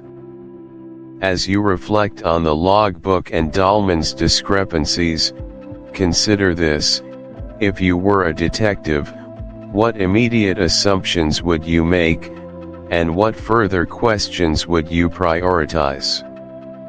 How does the deliberate act of concealment, the missing page, psychologically impact your assessment of the suspect, compared to a mere inconsistency, like an alibi discrepancy? Take a moment to truly internalize the difference between an error and an intentional act of deception. This practice sharpens your own analytical skills, much like Carruthers and Davies honed theirs. Chapter 8: The Theory. Welcome back to our deep dive into the riddle of the sands. As we venture into Chapter 8, The Theory, prepare yourselves for a pivotal moment, a revelation that strips away the veneer of a simple yachting adventure and exposes the chilling underbelly of international intrigue. This chapter marks a profound shift, elevating casual observation to critical strategic analysis, forever altering Carruthers's perception and, indeed, the course of our story. We are no longer merely following two friends on a holiday, we are now immersed in the very heart of turn-of-the-century geopolitical tensions, grappling with a potential threat of immense magnitude. It's here that the seemingly disparate clues begin to coalesce, forming a picture far more sinister and complex than initially imagined. The first cornerstone of this unraveling mystery lies in Davies's meticulously crafted theory concerning the intricate network of channels and the relentless rhythm of the tides along the German coast. Davies, with his unparalleled local knowledge and sailor's instinct, articulates a conceptual explanation that is both elegant and terrifying. He describes an elaborate, almost subterranean system of waterways, hidden beneath the deceptive calm of the Wadden Sea. These aren't static rivers, they are dynamic, ever-shifting arteries, constantly sculpted by powerful tidal currents and the shifting sands. His theory postulates that these channels, often too shallow for conventional naval vessels, could nonetheless be navigated by specially designed, shallow draft boats, fast, agile, and precisely timed to specific tidal windows. The key, he explains, lies in understanding the immense volume of water that floods and drains with each tide, creating temporary highways in places that appear impassable at other times. It's a precise, almost surgical approach to naval transit, leveraging nature itself as both shield and passage.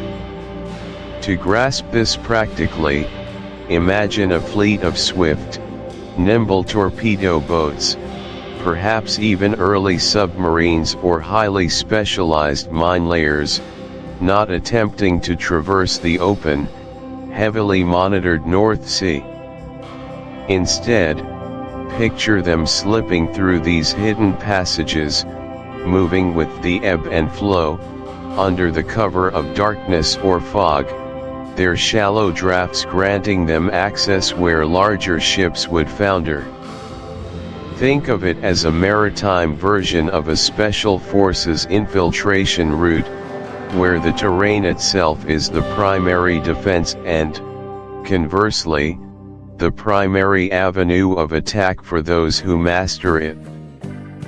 A real-world practical example, though differing in specific technology, might be the use of small, stealthy craft in modern littoral warfare, operating close to shore, exploiting complex coastal geographies, and evading radar or sonar detection by hugging the coastline and utilizing shallow waters inaccessible to larger, deep-sea navies. The precision required for timing these tidal windows is paramount. A miscalculation could mean stranding on a mudflat, exposed and vulnerable, turning a stealth operation into a costly disaster. Why does this matter so profoundly? This isn't just a fascinating detail for a sailing enthusiast, it is the linchpin of a terrifying strategic proposition. Davies's theory reveals a method for covered access, a way to bypass the traditional naval defenses that would typically guard an enemy coastline. Imagine colossal battleships, guardians of the deep seas, rendered impotent by their inability to penetrate these shallow, intricate arteries.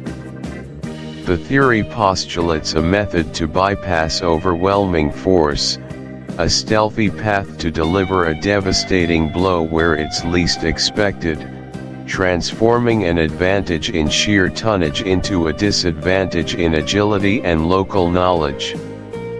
It highlights the vulnerability of a larger, deep draft navy to a smaller, more agile threat operating in its own backyard, turning a seemingly impenetrable coastline into a porous border.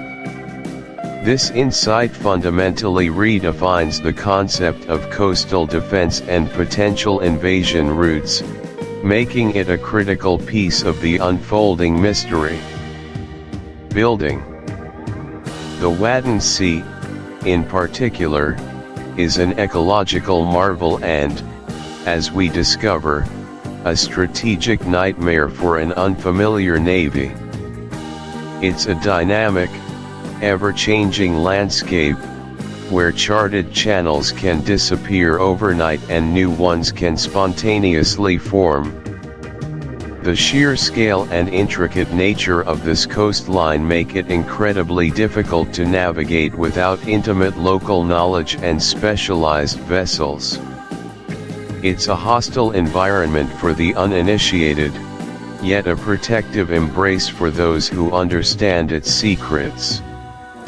For a practical example, consider this coastline as a medieval castle with concentric moats and hidden passages, but natural and ever-changing, spanning hundreds of miles. The outermost moat might be the Frisian Islands, providing a first line of defense and concealing the inner complexities. The hidden passages are the very channels Davies describes, offering discrete routes. For a German naval force, familiar with every nuance of these waters, this geography offers an unparalleled advantage. They could use these channels for surprise attacks, to launch torpedo boats or mine layers from unexpected quarters, or to retreat into the protective embrace of the shallow waters, safe from pursuing deep draft vessels. Imagine a scenario where German naval bases like Wilhelmshaven or Emden, normally accessible only via specific, monitored routes, could suddenly become launchpads for operations conducted through these hidden maritime pathways, essentially creating a backdoor to the North Sea. This natural topography effectively multiplies the defensive and offensive capabilities of a localized, agile fleet, turning a perceived weakness, shallow waters, into a significant strategic asset. Why does this matter? This isn't just a picturesque stretch of shoreline, it is a formidable natural fortress, a strategic asset of immense proportions. It provides perfect cover and launching points for a clandestine operation, allowing a smaller, more agile navy to punch far above its weight. This geographic advantage magnifies the effectiveness of smaller naval units, offering them sanctuary and surprise. It reveals a specific German strategic advantage, allowing them to project power or defend against it in a unique and unexpected way. The implications are staggering. What might appear on paper as a vulnerable coast, due to its shallowness, is in fact an impenetrable barrier to conventional forces, and a perfect staging ground for unconventional warfare, a veritable sanctuary for clandestine operations that could be launched with devastating effect. It is against this backdrop of detailed nautical and geographical explanation that we witness the dramatic shift in Carruthers's understanding, the third, and perhaps most emotionally resonant, point of Chapter 8. Initially, Carruthers approaches his adventure with Davies as a stimulating but ultimately light-hearted escape. He sees a sailing holiday, a thrilling but essentially harmless pursuit of an eccentric friend's wild goose chase. The conceptual explanation for his shift is a profound transformation from casual observer to horrified participant. It's the penny drop moment, where seemingly innocuous observations and Davies's detailed deductions suddenly coalesce into a stark, terrifying geopolitical realization. The fog of adventure lifts, revealing the chilling blueprint of a potential invasion, a prelude to war on an unimaginable scale. His intellectual journey is one from skeptic to believer, from amused companion to a man burdened by the weight of an impending national crisis. Practically speaking, this shift manifests in Carruthers's internal monologue and outward demeanor. At first, he might have been dismissive of Davies's theories, perhaps humoring his friend. But as Davies methodically lays out the interlocking pieces, the modified German boats, the meticulous surveys, the specific tidal patterns, the unique geography, Carruthers begins to see the true pattern. He sees not just isolated events, but a concerted, sinister plan unfolding. Imagine the intellectual jolt. The Chapter 9, The Exploration begins. Welcome, fellow adventurers, to Chapter 9, The Exploration begins. After the meticulous planning, the hushed conversations, and the growing sense of urgency, we now stand at the precipice of action. The theoretical diagrams and speculative charts give way to the harsh, shifting reality of the German coast. This chapter marks a pivotal moment in Davies and Carruthers' perilous journey, a true plunge into the unknown. It's here that the narrative's tension, like the tide, begins its inexorable rise. The Dulcibella, that unassuming yacht, is about to become their fragile vessel of discovery, threading a needle through a labyrinth designed by nature and, perhaps, by man, to conceal its secrets. Our first critical point of focus is the Dulcibella's entry into this complex network of sandbanks and channels. Picture it, the open sea giving way to a bewildering maze, where the horizon is no longer a clear line but a fragmented vista of shifting sands and narrow waterways. Conceptually, this isn't merely sailing into a bay, it's an immersion into an intricate, almost living, system. The North Sea coast, particularly in this region, is a geographical marvel, a testament to the ceaseless interplay of wind, current, and sediment. These aren't static features, they are dynamic, ever-changing formations, rendering old charts potentially obsolete and demanding an acute, almost intuitive, understanding of the immediate environment. It's less like navigating a road and more like tracing a path through a dense, fog-bound forest where the trees themselves are constantly rearranging. For a real-world parallel, imagine attempting to navigate Venice's intricate canal system, not with a pre-programmed GPS, but with a barely legible, century-old map, and in the dead of night, with only the stars and a rudimentary compass to guide you. Now, strip away the familiar buildings and replace them with miles of featureless, shifting sand. Each turn in the water presents not a new architectural marvel, but a potential dead end, a grounding, or worse, an encounter with the very forces they seek to uncover. The water might deepen abruptly, only to shallow just as quickly, trapping them in an unforeseen embrace of mud and sand. The channels themselves are often ambiguous, their true depths hidden beneath the deceptively calm surface. Why it matters is profound. This entry isn't just a geographical transition, it's a psychological one. It signifies the true beginning of their covert operation. Every ripple, every eddy, every glint of sun on the water could hold a clue, or a threat. The act of entering this maze immediately establishes the high stakes and inherent danger of their mission. It demonstrates Davies' mastery and Carruthers' growing reliance on it.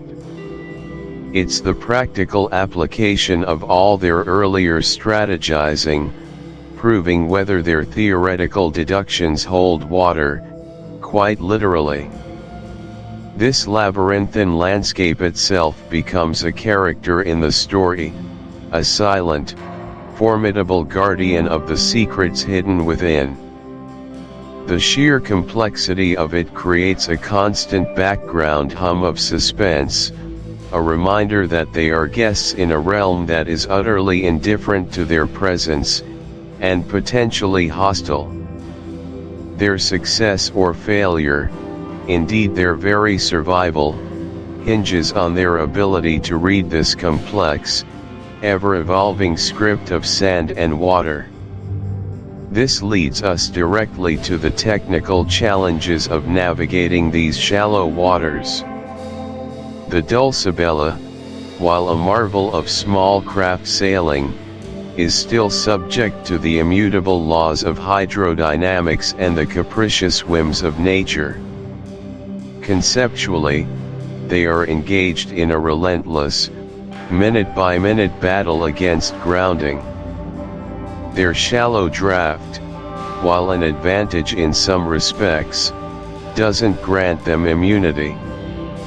They must contend with the tide's ebb and flow, which can dramatically alter depths in mere hours, transforming a navigable channel into a treacherous mud flat.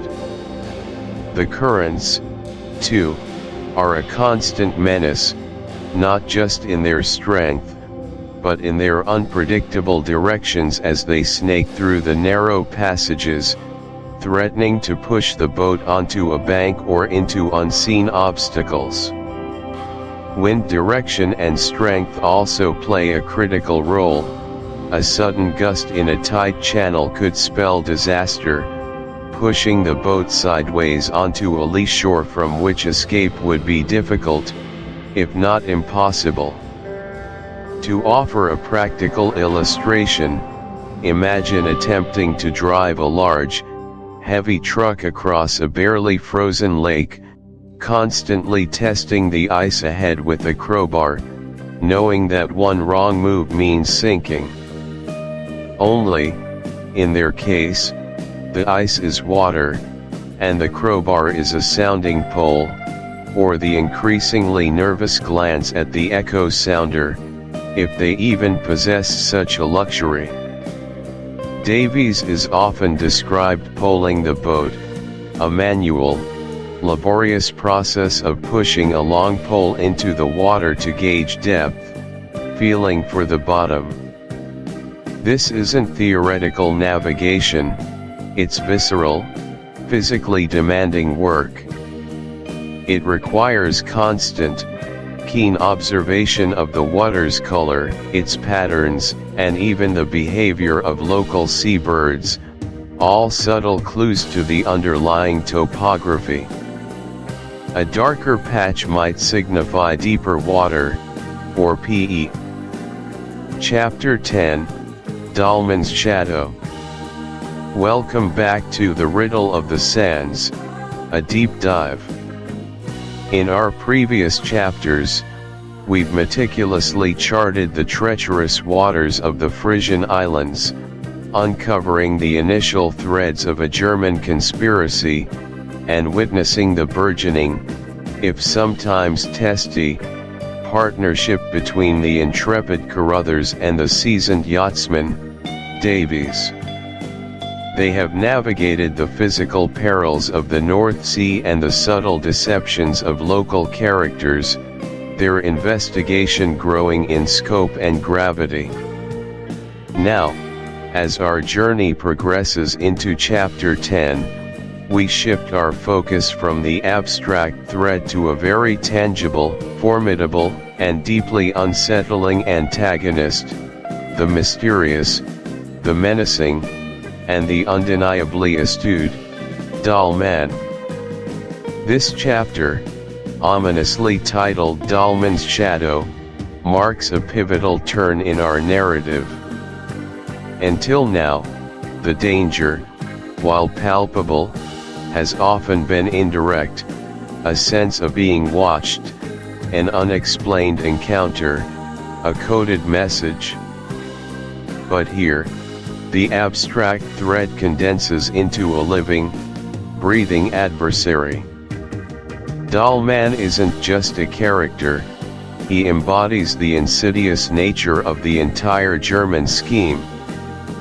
He is intelligent, resourceful, intimately familiar with the very environment that Davies and Carruthers are struggling to master, and crucially, he seems to possess an almost supernatural awareness of their movements. He transitions from a shadowy figure of suspicion to a direct, active participant in a high-stakes game of espionage and survival. The psychological pressure intensifies dramatically, as our protagonists realize they are no longer merely investigating, they are being actively hunted by a skilled and ruthless opponent who holds a profound home field advantage. This is where the true terror of the Riddle of the Sands begins to truly crystallize, as the hunter becomes the hunted, and the stakes become personal, immediate, and potentially lethal. The first critical moment in this chapter arrives with a sudden, chilling clarity. They catch sight of Dalman's ship, the Medusa. This isn't just another boat on the horizon, it's a stark visual confirmation of their worst fears, a physical manifestation of the conspiracy they are attempting to unravel.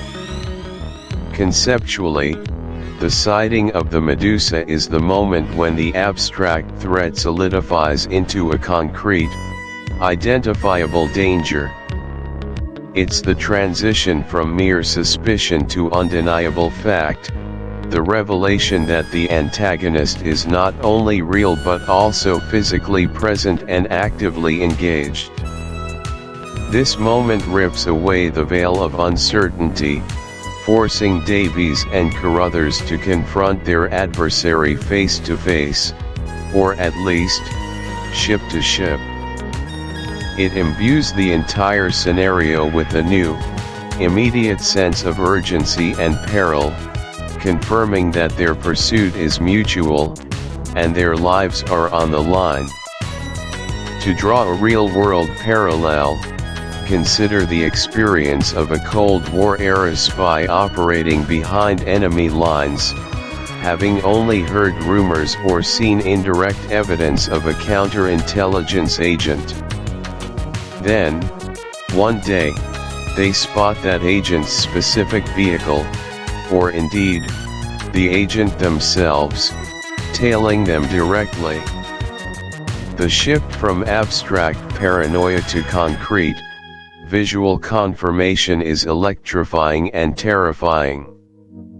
It means the game has changed, the rules are clearer, and the stakes are impossibly high. Similarly, for a naval vessel during wartime, identifying an enemy warship means the theoretical possibility of combat has instantly transformed into the immediate reality of a potential engagement. There's no more wondering, it's time to react.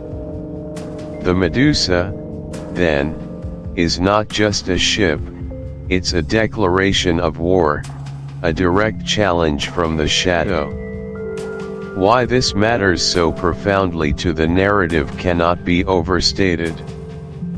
The sighting of the Medusa fundamentally alters the dynamic of the entire investigation.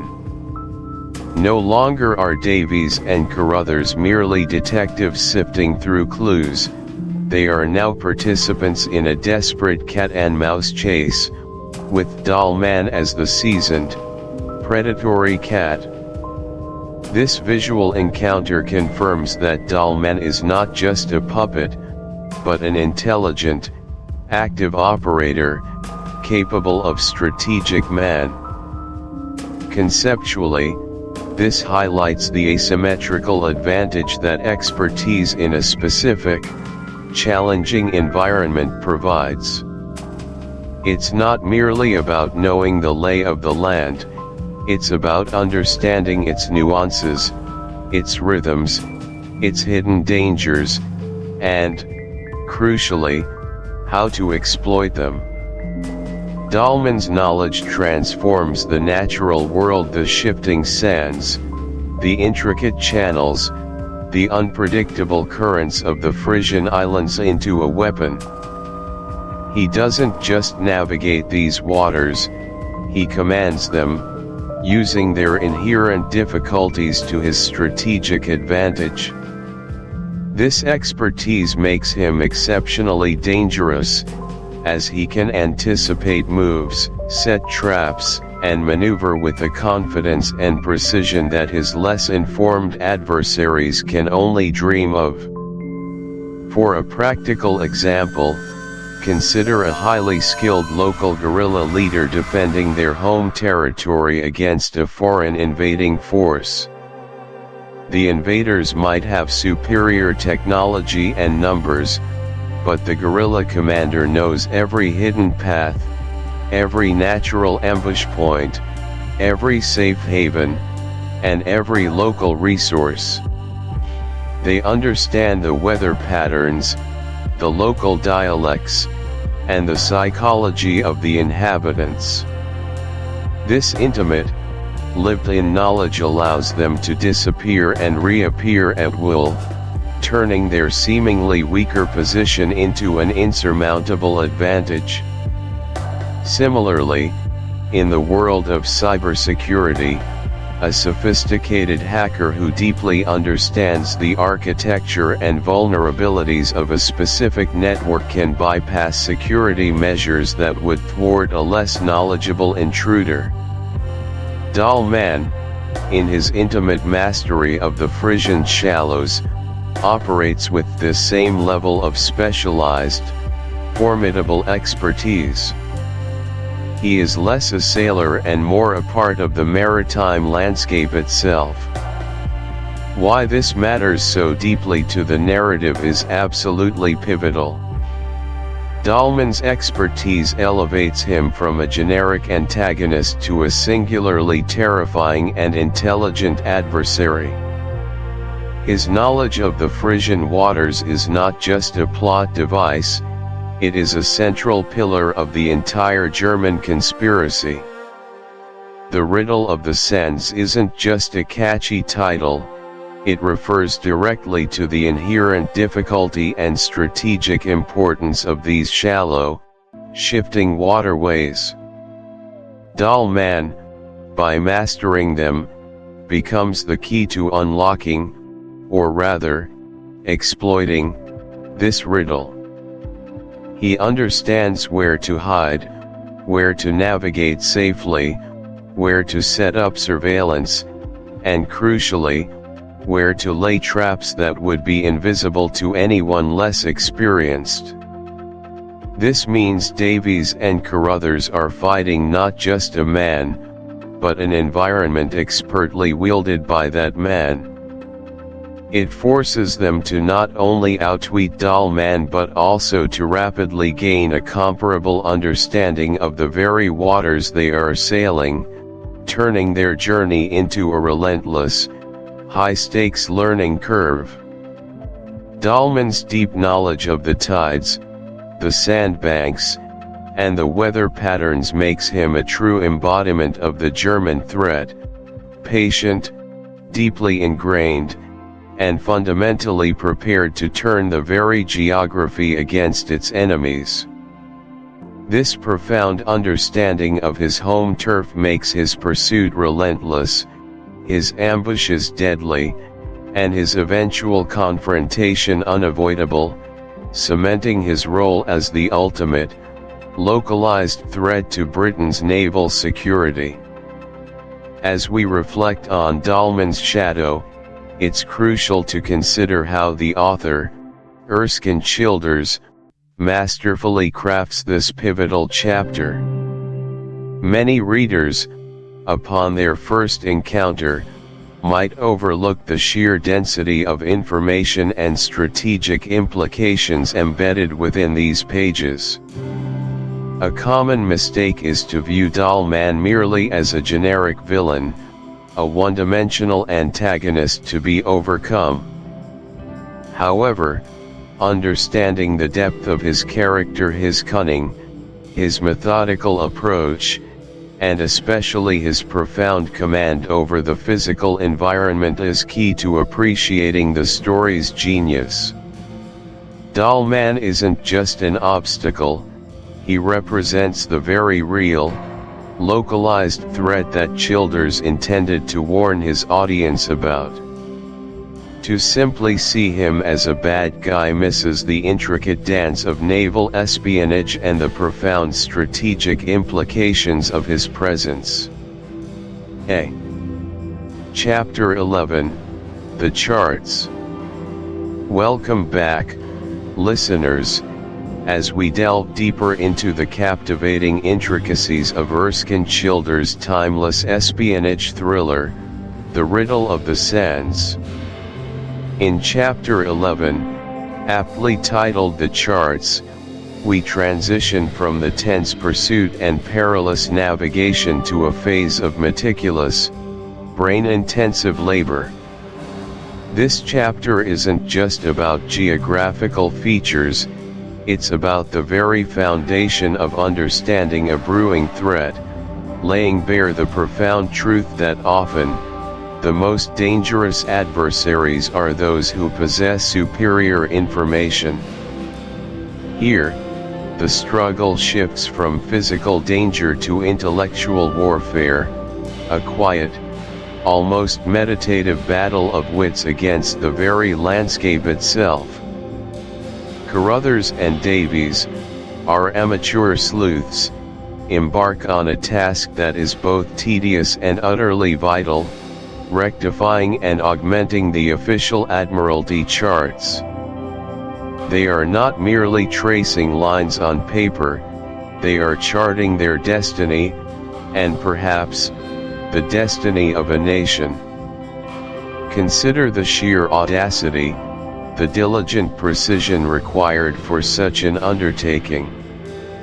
The official Admiralty charts, though impressive feats of cartography for their time, contained inaccuracies, particularly in the ever-shifting, treacherous shoals and sand banks of the Frisian Islands. These were areas not frequently traversed by large vessels, and thus, not meticulously surveyed by the British. Carruthers and Davies, with the Dulcibella as their floating office, undertook the monumental effort of correcting these errors. This wasn't a job for the faint of heart, nor for those lacking patience. Imagine the scene. Davies, with his seasoned sailor's eye and innate understanding of tides and currents, would meticulously take soundings, repeatedly dropping a lead line to measure depth, then cross-referencing these measurements with existing charts. Carruthers, the fastidious civil servant, would then translate these raw numbers and observations onto fresh paper, drawing new contours, marking hidden channels, and annotating every subtle variation. Their work was a continuous cycle of observation, measurement, and transcription, performed under the watchful, often gray, skies of the North Sea. Why did this matter so profoundly? Because in navigation, particularly in confined and perilous waters, knowledge is literally the difference between safe passage and shipwreck. A single misrepresented depth, an unrecorded sandbank, or an inaccurately placed buoy could spell disaster. For Davies and Carruthers, sailing in a hostile, strategically vital area, these corrections weren't academic exercises. They were lifelines.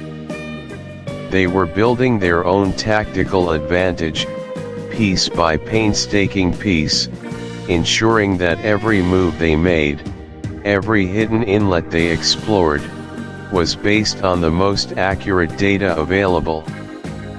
This foundational work wasn't just about avoiding a grounding for the Dulcibella, it was about understanding the full potential of these waters for larger, more sinister purposes. It was the first step in decoding the enemy's master plan. This meticulous, almost obsessive attention to detail further extended to mapping the secret channels that crisscross the labyrinthine archipelago. These were not merely uncorrected areas on existing charts, they were, in many instances, entirely uncharted or known only to local fishermen and, crucially, to those orchestrating the German scheme. Davies and Carruthers were performing original survey work, delving into the geographical unknowns with the fervor of explorers and the precision of scientists. Picture them, armed with their sounding lead, compass, and log line, navigating the shallow, often mist-shrouded waters. The process involved a delicate balance of observation and deduction. They would track currents, note subtle changes in water color indicating varying depths, and listen intently to the sounds of the sea. Each sounding taken, each bearing plotted, was a tiny victory, revealing another piece of the puzzle. They charted channels that might appear only for a few hours at specific tides, marking the treacherous ebb and flow of the North Sea's influence. This was physical and mental labor of the highest order, requiring intense concentration, resilience against the elements, and an unwavering commitment to accuracy. The significance of mapping these secret channels cannot be overstated. These obscured routes were the Germans' ace in the hole, the hidden pathways that could allow a fleet of shallow draft barges to approach the British coast undetected, bypassing deeper, more heavily monitored shipping lanes. By diligently charting these pathways, Carruthers and Chapter 12, Clara.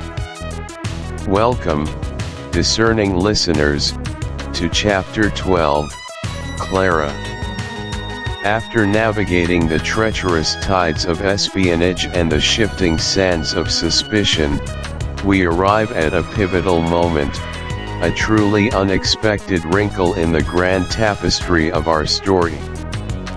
This chapter, deceptively titled, introduces a complication so profound, so deeply human, that it redefines everything we thought we knew about the mission and its participants. It's here that the cold, calculating world of international intrigue collides head-on with the unpredictable, often messy, landscape of personal emotion. Our narrative, once a clear-cut pursuit of a nefarious plot, now branches into the entangled pathways of the heart. Let us first introduce Clara Dahlmann, the daughter of the antagonist. Conceptually, she is far more than just another character in the unfolding drama. Clara serves as a potent symbolic link, a fragile yet firm human bridge connecting the sinister machinations of her father, Dahlmann, directly to our protagonists, Davies and Carruthers. She embodies the innocent party, seemingly caught unaware in the intricate web of her father's shadowy designs. Yet, paradoxically, she also presents herself as a potential key, either to unlocking a deeper understanding of Dahlmann's motives or, perhaps, even to subtly disrupting his elaborate plans from within. She is not merely an object of affection, she is a living, breathing element of the puzzle. Practically speaking, her very presence on board the Dahlmann yacht, alongside her father, the man presumed to be at the heart of the impending German invasion, creates an immediate and pressing dilemma for our heroes.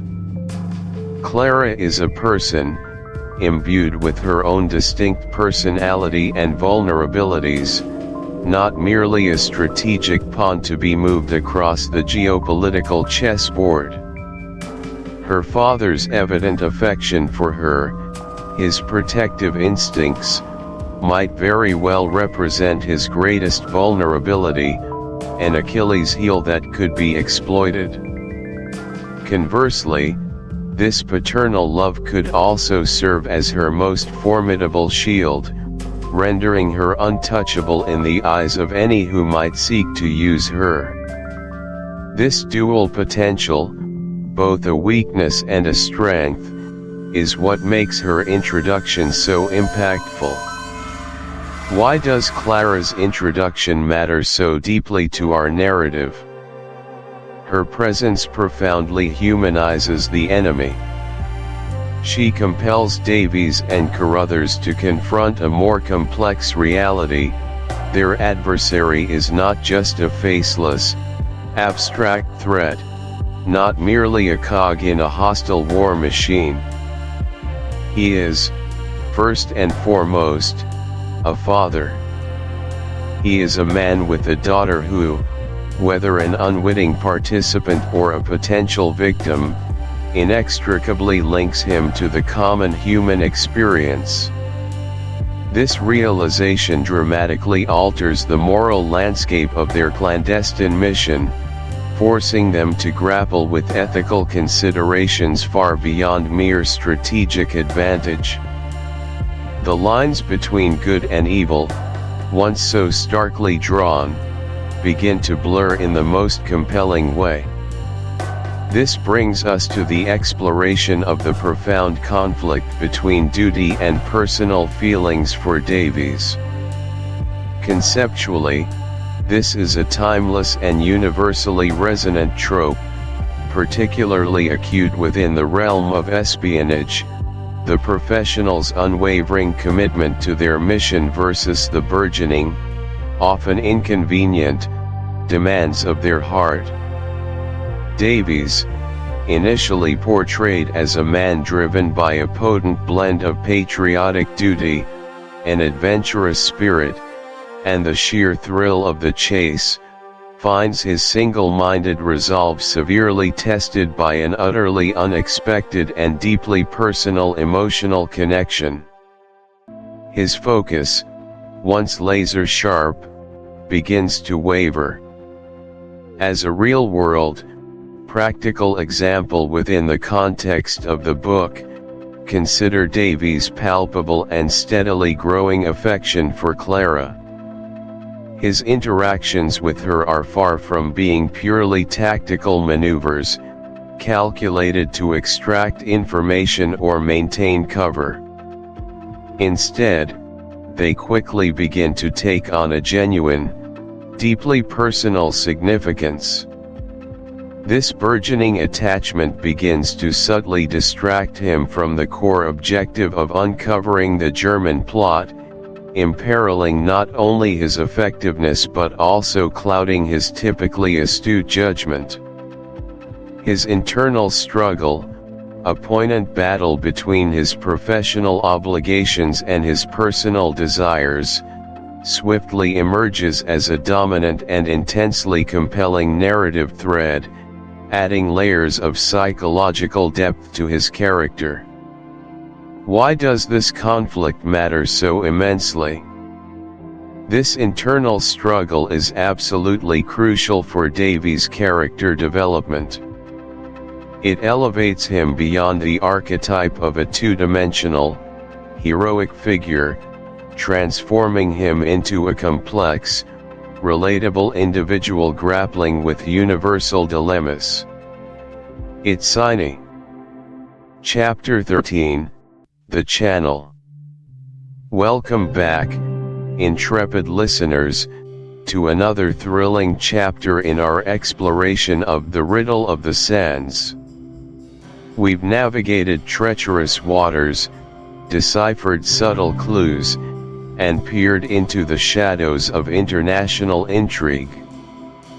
As Carruthers and Davies pressed deeper into the Frisian archipelago, their amateur sleuthing began to unravel a tapestry far more complex and dangerous than either could have imagined.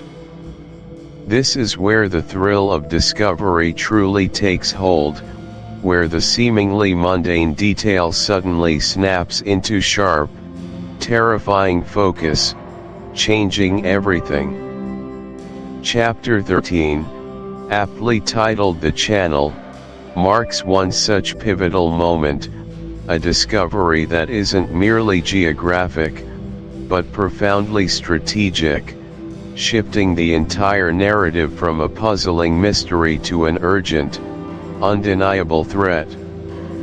Imagine the scene: Davies, with his unparalleled local knowledge and instinctive feel for the sea, and Carruthers, the keen observer, meticulously charting their course aboard the Dulcibella. They are not merely sailing, they are actively surveying, comparing their observations against official Admiralty charts.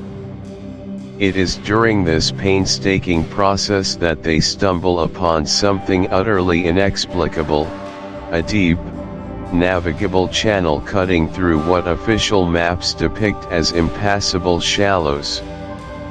This wasn't a minor discrepancy, it was a fundamental contradiction, a geographic ghost. A conceptual explanation for this anomaly is straightforward yet profound: nautical charts, while generally reliable, are not infallible. They are compilations of surveys conducted at specific times, under specific conditions. Shifting sands, sediment deposition, or even deliberate obfuscation can render them inaccurate. Furthermore, the sheer scale of coastal waters means that minor, seemingly insignificant features might be overlooked or deemed irrelevant to general navigation. But what if such a feature was anything but insignificant? What if it was precisely its insignificance on paper that gave it such immense value in practice? This wasn't an error, it felt like a deliberate omission. Consider a real-world practical example from history. During the Second World War, the German U-boats often utilized incredibly shallow, unpatrolled coastal waters to approach targets or evade Allied patrols, sometimes even traversing uncharted passages known only to local fishermen or pilots. While not always a deep channel in the precise sense of what Davies and Carruthers found, it highlights the principle: leveraging local knowledge or hidden routes to circumvent established intelligence. Or think of the intricate river systems and deltas in Southeast Asia, where even large vessels could, with expert guidance, navigate deep inland through routes not widely known or accurately charted by foreign powers. The advantage conferred by such a secret pathway is immeasurable, offering a bypass to conventional defenses and a path to surprise. Now, why does this matter? Why is the discovery of an unmarked channel so critical? Because it fundamentally undermines the very foundation of maritime defense and intelligence. If a channel exists that is deep enough for substantial vessels, yet remains unrecorded, it represents a gaping hole in national security. It means an enemy could potentially bypass fortified coastlines, avoid known patrol routes, and gain clandestine access to strategic points. It transforms the perceived safety of a region into a perilous illusion. This is not just about a missing line on a map, it's about a secret artery, a concealed pathway into the heart of a nation's defenses, making the conspirators' intentions suddenly very, very real and terrifyingly effective. It's a game changer, revealing a level of meticulous planning that goes far beyond simple espionage. This hidden passage holds the potential to rewrite naval strategy itself. With the channel's existence confirmed, the immediate question shifts from "how did they miss this?" to "why is it secret?" Why would such a valuable waterway remain hidden? The conceptual explanation here centers on strategic intent. Hidden routes serve only one primary purpose: to provide an advantage through secrecy. This advantage can be manifold: evading customs and excise duties for smugglers, creating an unmonitored avenue for illicit trade, or Chapter 14. The fog thickens. Chapter 14. The fog thickens. The North Sea, a stage for intrigue and peril, often conceals its most potent threats not in roaring gales, but in silence and obscurity.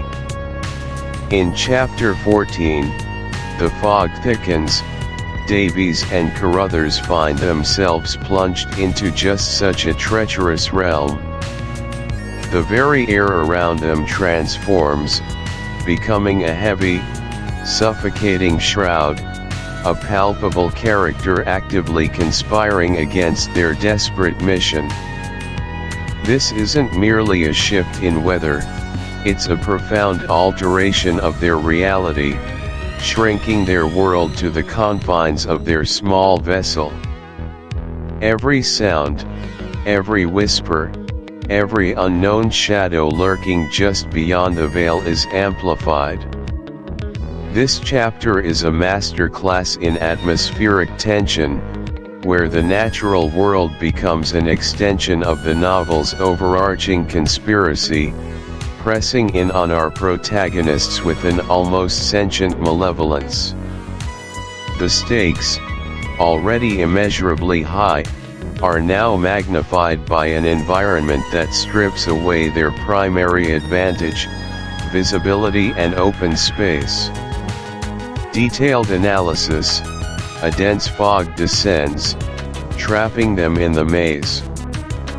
Conceptual explanation: imagine being blindfolded in a labyrinth, turns indistinguishable, sounds distorted, senses heightened yet useless. This defines the dense fog enveloping Davies and Carruthers. It's more than poor visibility, it's an obliteration of navigational cues. The intricate tidal creeks and shoals, once challenging, transform into a disorienting maze. This meteorological shift fundamentally redefines the environment, erasing landmarks. The fog acts as an antagonist, forcing reliance on instinct, memory, and luck, stripping certainty. It's an unnerving descent into a world where perception is challenged, and every decision carries the weight of potential disaster.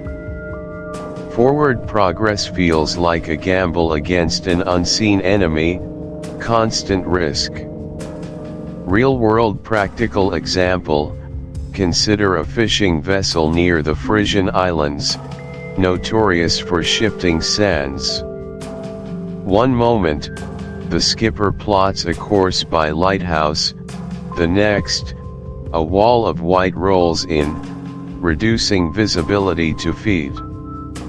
The skipper must then rely on dead reckoning, wave sounds, current feel, or a faint foghorn. This is not inconvenience, it's a profound threat.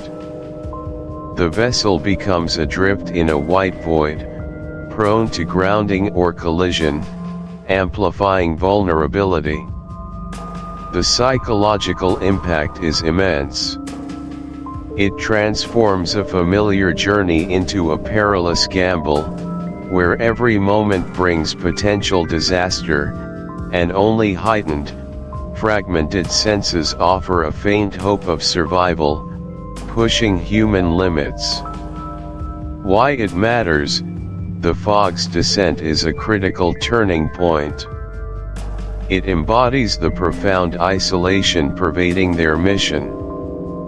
Operating in secrecy, far from aid, this natural barrier severs their connection to external references, intensifying solitude.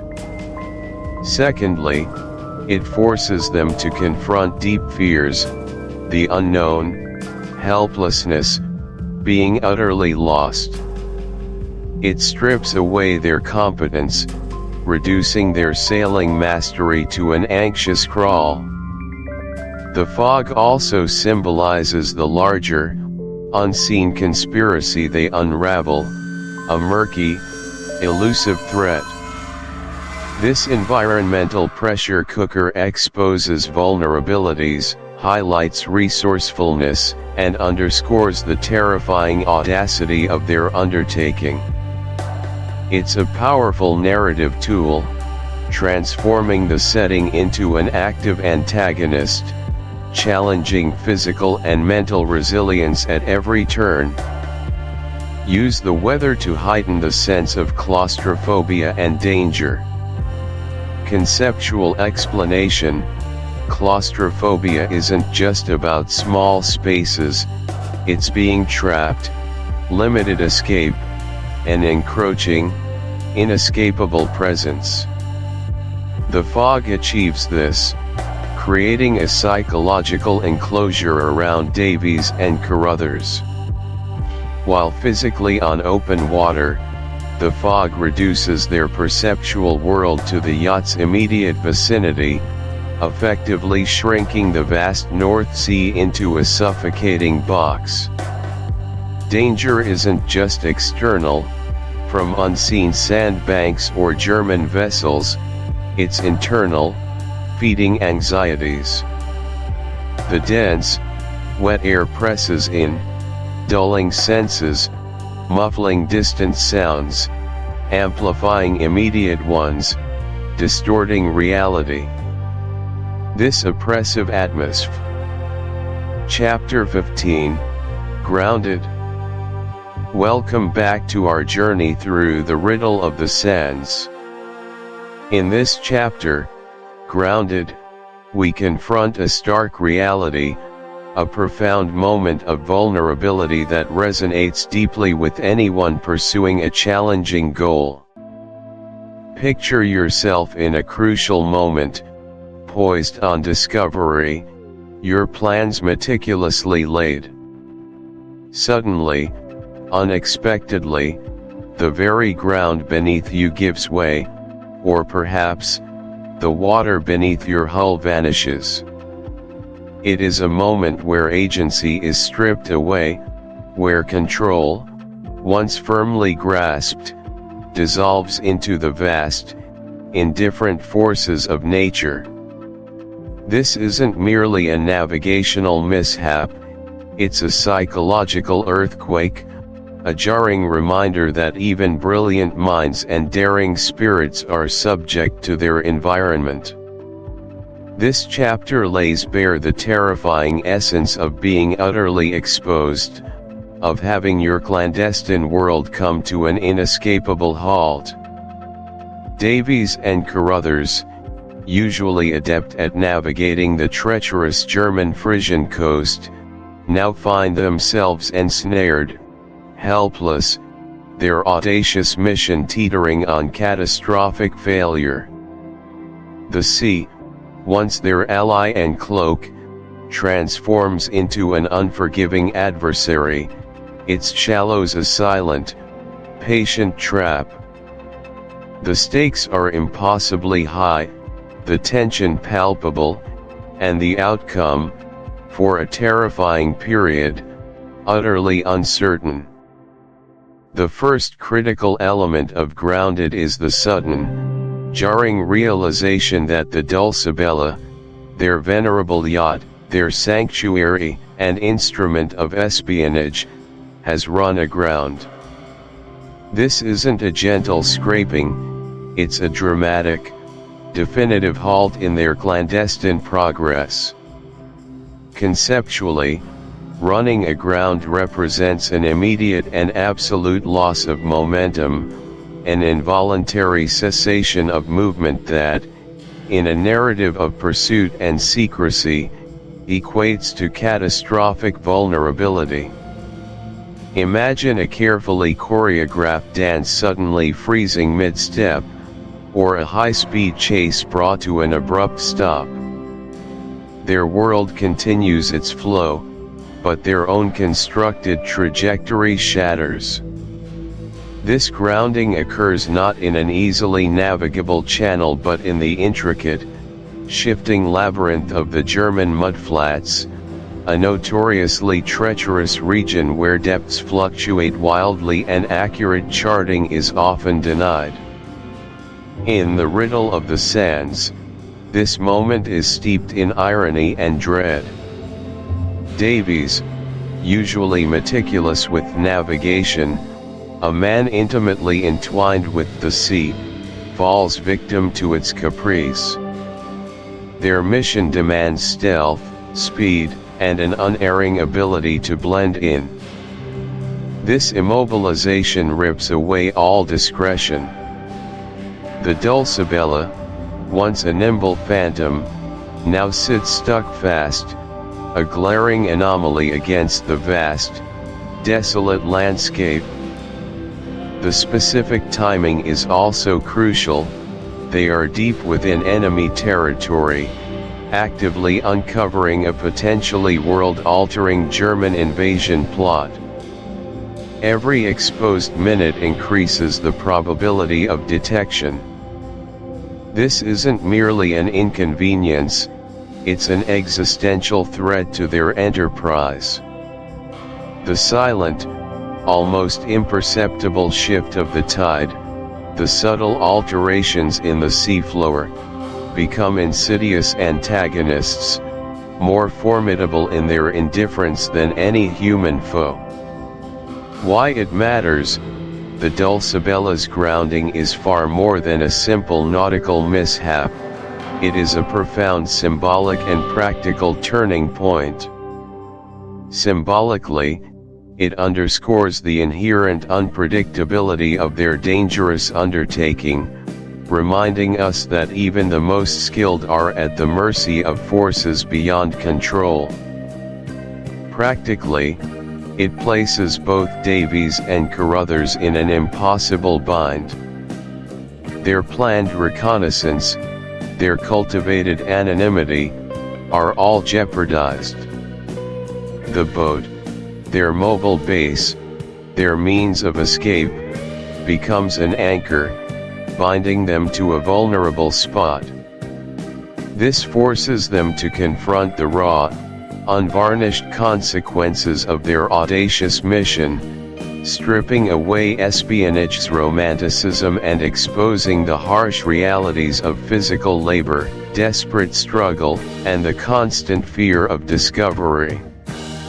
The sudden stillness, the cessation of motion, amplifies the sense of impending doom, turning the quiet expanse of the mudflats into an arena of intense psychological warfare. This moment solidifies the UND. In the riddle of the sands, this threat is chillingly tangible. The German Frisian coast is not some remote, unpatrolled wilderness. It is a strategically vital area, monitored by German naval patrols and vigilant coastal observers. The Dulcibella, a distinctive English yacht, sitting stranded in the mudflats, becomes a beacon of suspicion. Every passing ship, every distant flicker of light, every casual gaze from a fisherman or guard, carries the potential for catastrophic exposure. The protagonists are engaged in espionage of the highest order, uncovering plans that threaten European peace. Being discovered in flagrante delicto would not just mean mission failure, it would entail capture, interrogation, and potentially, international incident or worse. The vast, empty expanse of the mudflats, normally offering desolate privacy, now paradoxically magnifies their visibility. There are no places to hide, no immediate avenues for escape. The very landscape becomes an accomplice to their potential downfall, its flatness offering no concealment, its emptiness amplifying any sign of foreign presence. The constant vigilance, the strained peering into the twilight, the agonizing wait for the next tide, are all underscored by the terrifying question, who is watching us right now? Why it matters, the risk of discovery elevates the grounding from a simple maritime inconvenience to a moment of profound existential dread. It infuses every paragraph of this chapter with unbearable tension. This vulnerability is not just about physical safety, it's about the survival of their entire enterprise. Discovery would mean the unraveling of their carefully constructed facade, the exposure of their identities, and the certain failure of their intelligence-gathering efforts. It would render all previous efforts meaningless and put them directly in harm's way. This element profoundly impacts the pacing and tone of the narrative, transforming a slow, agonizing wait into a high-stakes psychological thriller. It forces the reader, and indeed the characters, to confront the ultimate consequences of their chosen path. The feeling of being grounded here extends beyond the physical state of the boat. It reflects the protagonist's own trapped, immobile predicament. They are literally and metaphorically stuck, their fate hanging precariously on the slender thread of unseen circumstances and the merciful passage of time. This particular chapter brilliantly exploits this fear, demonstrating how even seemingly minor setbacks can escalate into life-or-death situations when operating in a realm of such profound secrecy and danger. Chapter 16, The Patrol. Chapter 16, The Patrol. This chapter thrusts our protagonists, Carruthers and Davies, into the very heart of the peril they've been skirting. It's no longer about theorizing or observing from a distance, it's about immediate, tangible danger and the absolute necessity of evasion. Imagine for a moment, the vast, misty expanse of the German Frisian coast, a labyrinth of shifting sands and hidden channels. Here, in this desolate, strategic location, are two adventurers, already deeply embedded in a web of espionage, suddenly find themselves face to face with the very forces they are attempting to uncover. The air crackles with tension. Their innocent yachting trip has become a high-stakes game of cat and mouse, where every decision, every word, could mean exposure, capture, or worse. This is the moment where theory gives way to acute, personal risk, a defining chapter for our heroes. Let's delve into the pivotal moments of the patrol. First, Carruthers must bluff his way past a German official or patrol. At its core, this situation embodies the classic espionage trope of the cover story under pressure. It's not enough to simply have a plausible explanation, one must deliver it with such conviction and naturalness that it withstands intense scrutiny.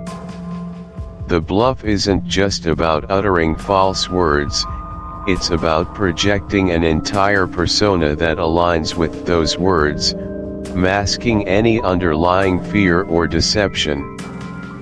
Carruthers isn't merely stating a falsehood, he is performing a role, attempting to convince a suspicious authority figure that he is precisely who he claims to be, an innocent British yachtsman navigating unfamiliar waters. This is where his intellect, his capacity for quick thinking, and his growing understanding of the local environment truly come into play. He must create a narrative that is simple, believable, and consistent, leaving no obvious threads for the patrol to pull at. The stakes are immense, the atmosphere thick with unspoken challenge. Consider a modern scenario, perhaps a customs official at a border asking about the purpose of your trip. You might have a legitimate reason, but if you hesitate, stammer, or provide too much unnecessary detail, suspicion can quickly mount.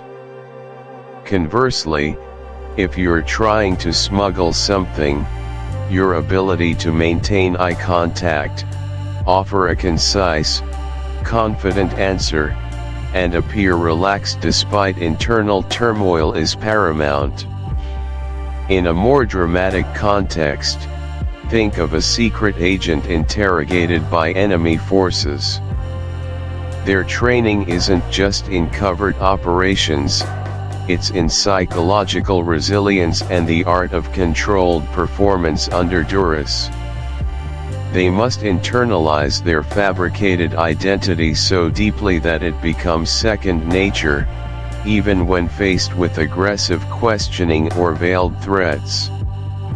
The patrol isn't necessarily hostile from the outset, but they are certainly observant and trained to detect anomalies, to sense any tremor of deceit.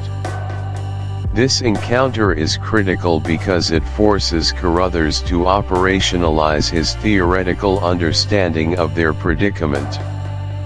Until now, much of the tension has been intellectual piecing together clues, deciphering maps.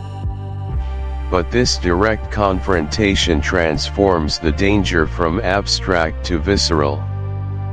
It tests his nerve, his ability to think on his feet, and his persuasive capabilities in a language that is not his native tongue, further complicating the challenge. A failed bluff here wouldn't just mean an uncomfortable questioning, it could unravel their entire investigation, leading to their arrest, the confiscation of their incriminating evidence, and potentially exposing the vast German naval threat they are trying to uncover. It's the first real test of their operational security and Carruthers' personal mettle.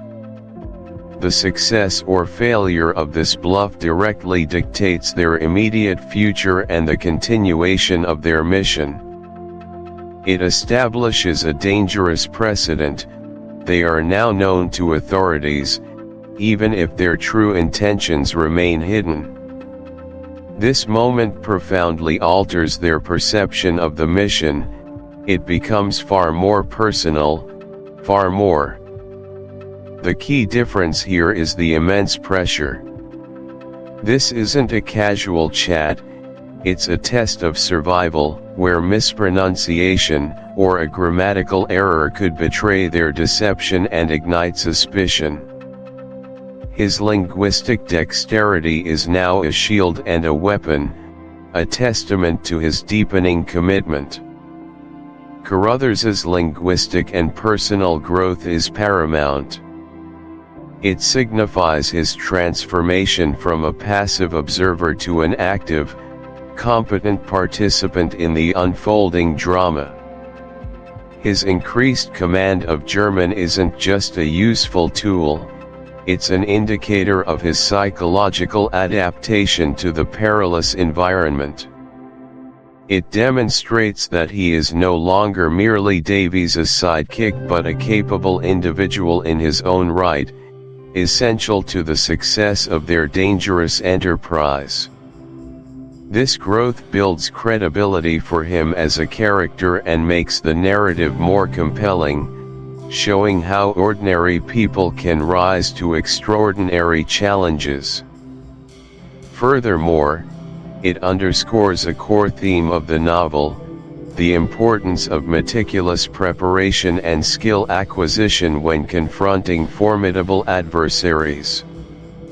Without this significant improvement, the bluff would be far less convincing, almost certainly doomed to failure, and the entire investigative thread would unravel prematurely. It's a vivid illustration of how necessity can be a powerful catalyst for rapid personal development and the acquisition of critical skills under duress. Finally, the stakes are raised as they realize they are being watched. The dawning realization that they are under surveillance fundamentally shifts the psychological landscape of the chapter. Prior to this, their activities, while dangerous, felt somewhat clandestine, beneath the radar. Now, the invisible cloak has been partially lifted. This isn't just about an accidental encounter, it's about persistent, systematic observation. It creates a profound sense of paranoia and vulnerability. Every shadow might conceal an observer, every distant boat a tail. This heightened awareness impacts their decision-making, forcing them to become even more cautious, more meticulous in their movements and communications. The very act of realizing they are watched confirms the gravity of their findings. Their investigations have evidently disturbed a hornet's nest. The feeling of being watched is often more psychologically taxing than a direct confrontation, as it breeds uncertainty and constant apprehension, a gnawing unease. Imagine a whistleblower who has exposed sensitive information. Initially, they might operate with a sense of guarded secrecy. But once they start noticing unusual patterns, a car repeatedly parked near their home, strange clicks on their phone, or unexpected questions from acquaintances, the psychological toll becomes immense. This is not just a passing patrol, it's a lingering threat, a constant shadow. In a more benign context, think of a public figure who, after a significant event, suddenly finds themselves constantly followed by paparazzi. The freedom to act naturally, to speak openly, is severely curtailed. For Carruthers and Davies, this surveillance elevates their personal risk profile significantly. It means their previous attempts at subterfuge might not have been as successful as they believed, or that their presence has become too noticeable for comfort. They are no longer merely observers, they are observed. The revelation of surveillance injects a chilling layer of urgency and profundity into the narrative. It confirms their worst fears, that their discoveries about the German invasion plan are not merely speculative but have touched upon a highly sensitive nerve, prompting a direct response from the authorities. This isn't a coincidence, it's a consequence. It solidifies the understanding that their mission is not just dangerous but actively opposed by powerful, organized forces. The stakes are no longer just intellectual curiosity or patriotic duty, they are personal survival. Every subsequent action will be filtered through the lens of potential observation. This development transforms the game from one of Chapter 17, Memored. Chapter 17, Memored. Welcome back, astute listeners, to our continued deep dive into the Riddle of the Sands. We now arrive at Chapter 17, a pivotal moment in our protagonist's unfolding saga, simply titled Memored. This chapter marks a critical shift, as the hazy outlines of suspicion begin to solidify into a tangible, alarming picture. It's here that our adventurers, Carruthers and Davies, truly start to piece together the audacious puzzle of what is transpiring in the treacherous Frisian Islands. This isn't just another stop on their journey, it is, in essence, the hub, the very nerve center of the covert operations they've been so painstakingly unraveling. Imagine the quiet intensity as they close in, the North Sea wind carrying not just salt spray, but the chilling whisper of a grander, perilous design. Their observations transform mere conjecture into grounded, alarming theory, setting the stage for their urgent and very crucial mission. The identification of Memored as the central hub of an operation is a classic example of strategic intelligence. It's about recognizing patterns behind seemingly random events.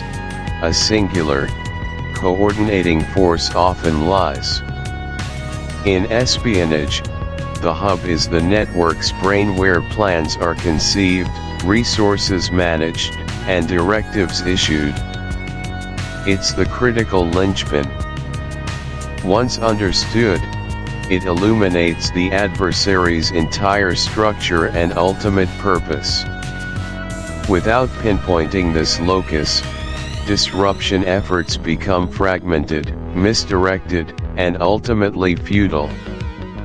This critical insight differentiates between merely chasing shadows and striking effectively at the matter's core. Bletchley Park in World War II powerfully exemplifies a hub. It was the central station for Allied code breaking, funneling, analyzing, and disseminating vital intelligence.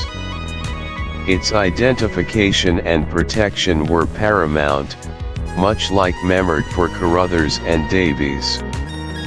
Had German intelligence located Bletchley, the entire Allied war effort would have been severely jeopardized. For our characters, Memored's identification isn't mere geography, it reveals the enemy's most vulnerable, potent point. It's their investigation's true nexus, confirming grave fears about the German scheme's formidable ambition. Memored's identification as the hub profoundly matters. It transforms vague suspicion and isolated incidents into a coherent, menacing plot. Before Memored, Carruthers and Davies observed disparate elements, suspicious boats, strange characters, unusual cargo. Memored provides the unifying theory, effectively connecting all the scattered dots. This clarifies the operation's true scale, intent, and resources. This shifts their approach from cautious observation to targeted investigation. It solidifies their threat understanding, confirming this is no mere smuggling ring, but something far more organized, sinister, with national implications. The hub's identification marks the game's pivotal, dangerous, urgent moment. Observation of salvage operations provides immediate, tangible evidence of unusual activity. Conceptually, salvage is recovering a ship or cargo from a wreck, a hazardous, arduous, costly endeavor. Its presence demands scrutiny, especially in remote, strategically sensitive locations. Salvage implies recovering something lost or hidden, often valuable. In narratives like ours, these operations are rarely what they seem. They serve as a perfect veneer, a legitimate activity masking illicit undertakings. Recovering implies prior loss, deftly diverting attention from current clandestine actions. Ian Fleming's World War II Operation GoldenEye offers a practical parallel. Its core, plausible overt activity masking covert operations. British presence in Spain, for intelligence gathering, needed careful concealment. A publicized archaeological dig or marine research in a remote area could offer excellent cover for moving personnel and equipment discreetly. Memored salvage functions similarly, a legitimate activity providing an alibi, a constant hum masking sinister movements. It provides both the necessary cover and means to operate undetected. Salvage observations matter intensely due to their deceptive nature. It's a plausible explanation for equipment, personnel, and constant activity in isolation, a convenient smoke screen. Yet, the details scale, duration, secrecy, specific location trigger alarm bells. If straightforward, why extreme discretion?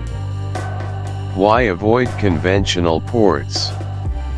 This anomaly elevates it from routine maritime event to potential cover. It's the physical manifestation of deception, providing the cover story and crucial clues that ultimately unravel it. The sheer effort and resources hint at a return far greater than typical salvage yields. The leap from observing salvage to suspecting it's a cover is critical intelligence analysis.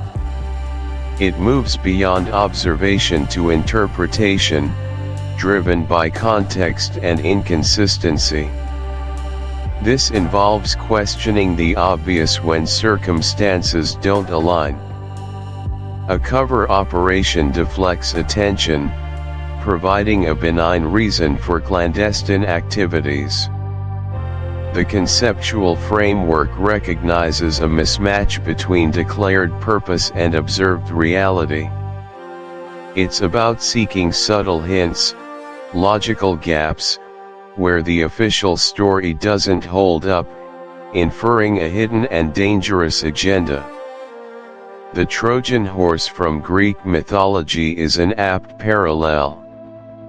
Ostensibly a peace offering, it was a clever cover for infiltrating enemy lines. Trojans saw a legitimate object, unaware of its true purpose. Its lesson is timeless: appearances universally deceive. A modern parallel: a humanitarian aid convoy in a conflict zone suspected of transporting weapons. The visible aid is the cover, the true purpose concealed.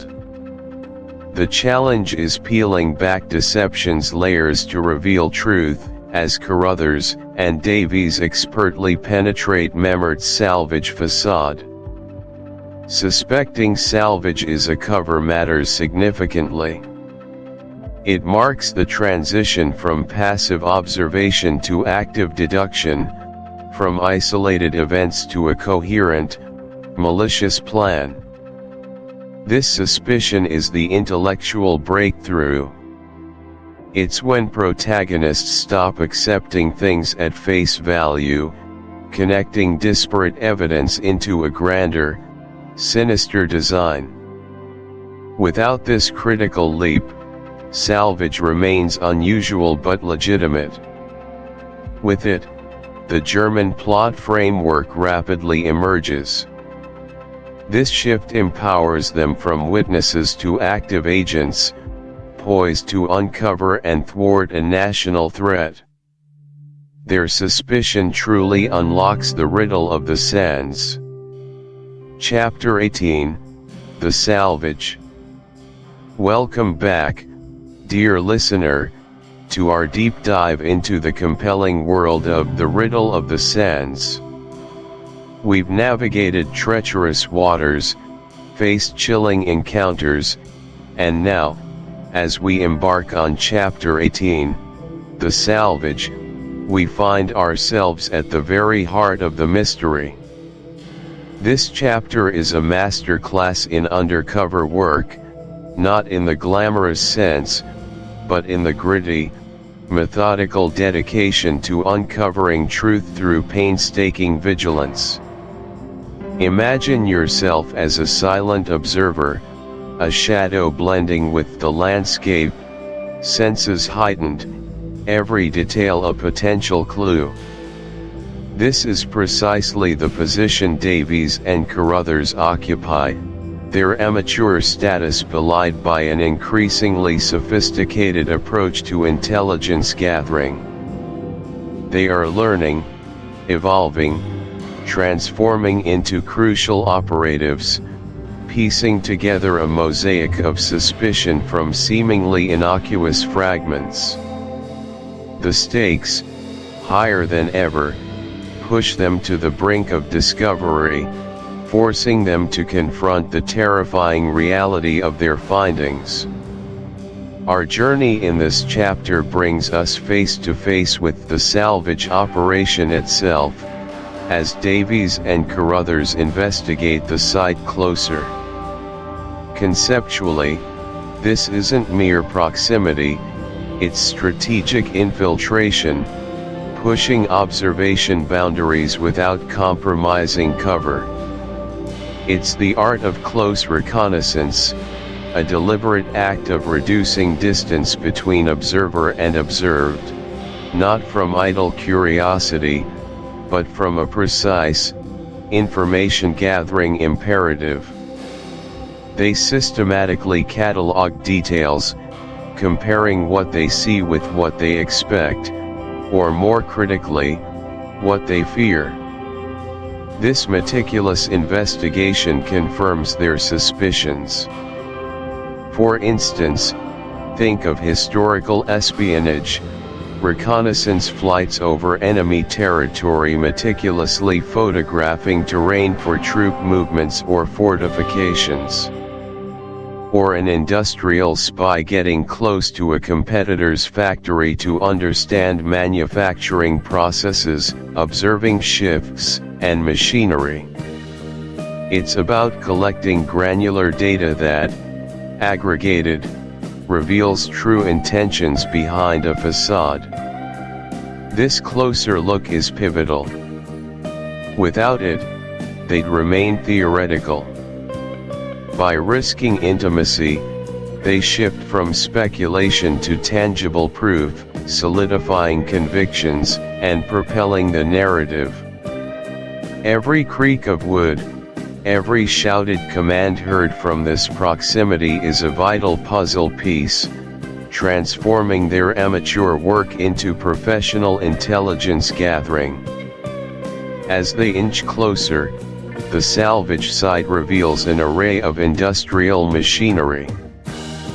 But it's not just the presence, it's their specialized nature, deployment, and the palpable atmosphere of secrecy that truly raise the alarm. Conceptually, the machinery's description is crucial. Heavy-duty cranes, elaborate winches, specialized pontoons, these aren't simple tools for lifting a sunken vessel. They suggest something far more substantial, more orchestrated. The extreme secrecy amplifies concerns. Why such stringent security for routine salvage? The clandestine nature, guarded movements, hushed conversations, deliberate attempts to obscure activities, all point to an agenda that cannot withstand public scrutiny. This is a classic hallmark of covert operations where truth must be hidden. Imagine a sensitive research facility being built, specialized, often imported machinery, tight schedules, restricted access, non-disclosure agreements, even camouflage. The unusual capabilities or scale, combined with extreme secrecy, would immediately signal a grander, more critical undertaking than admitted. This is precisely what Davies and Carruthers encounter.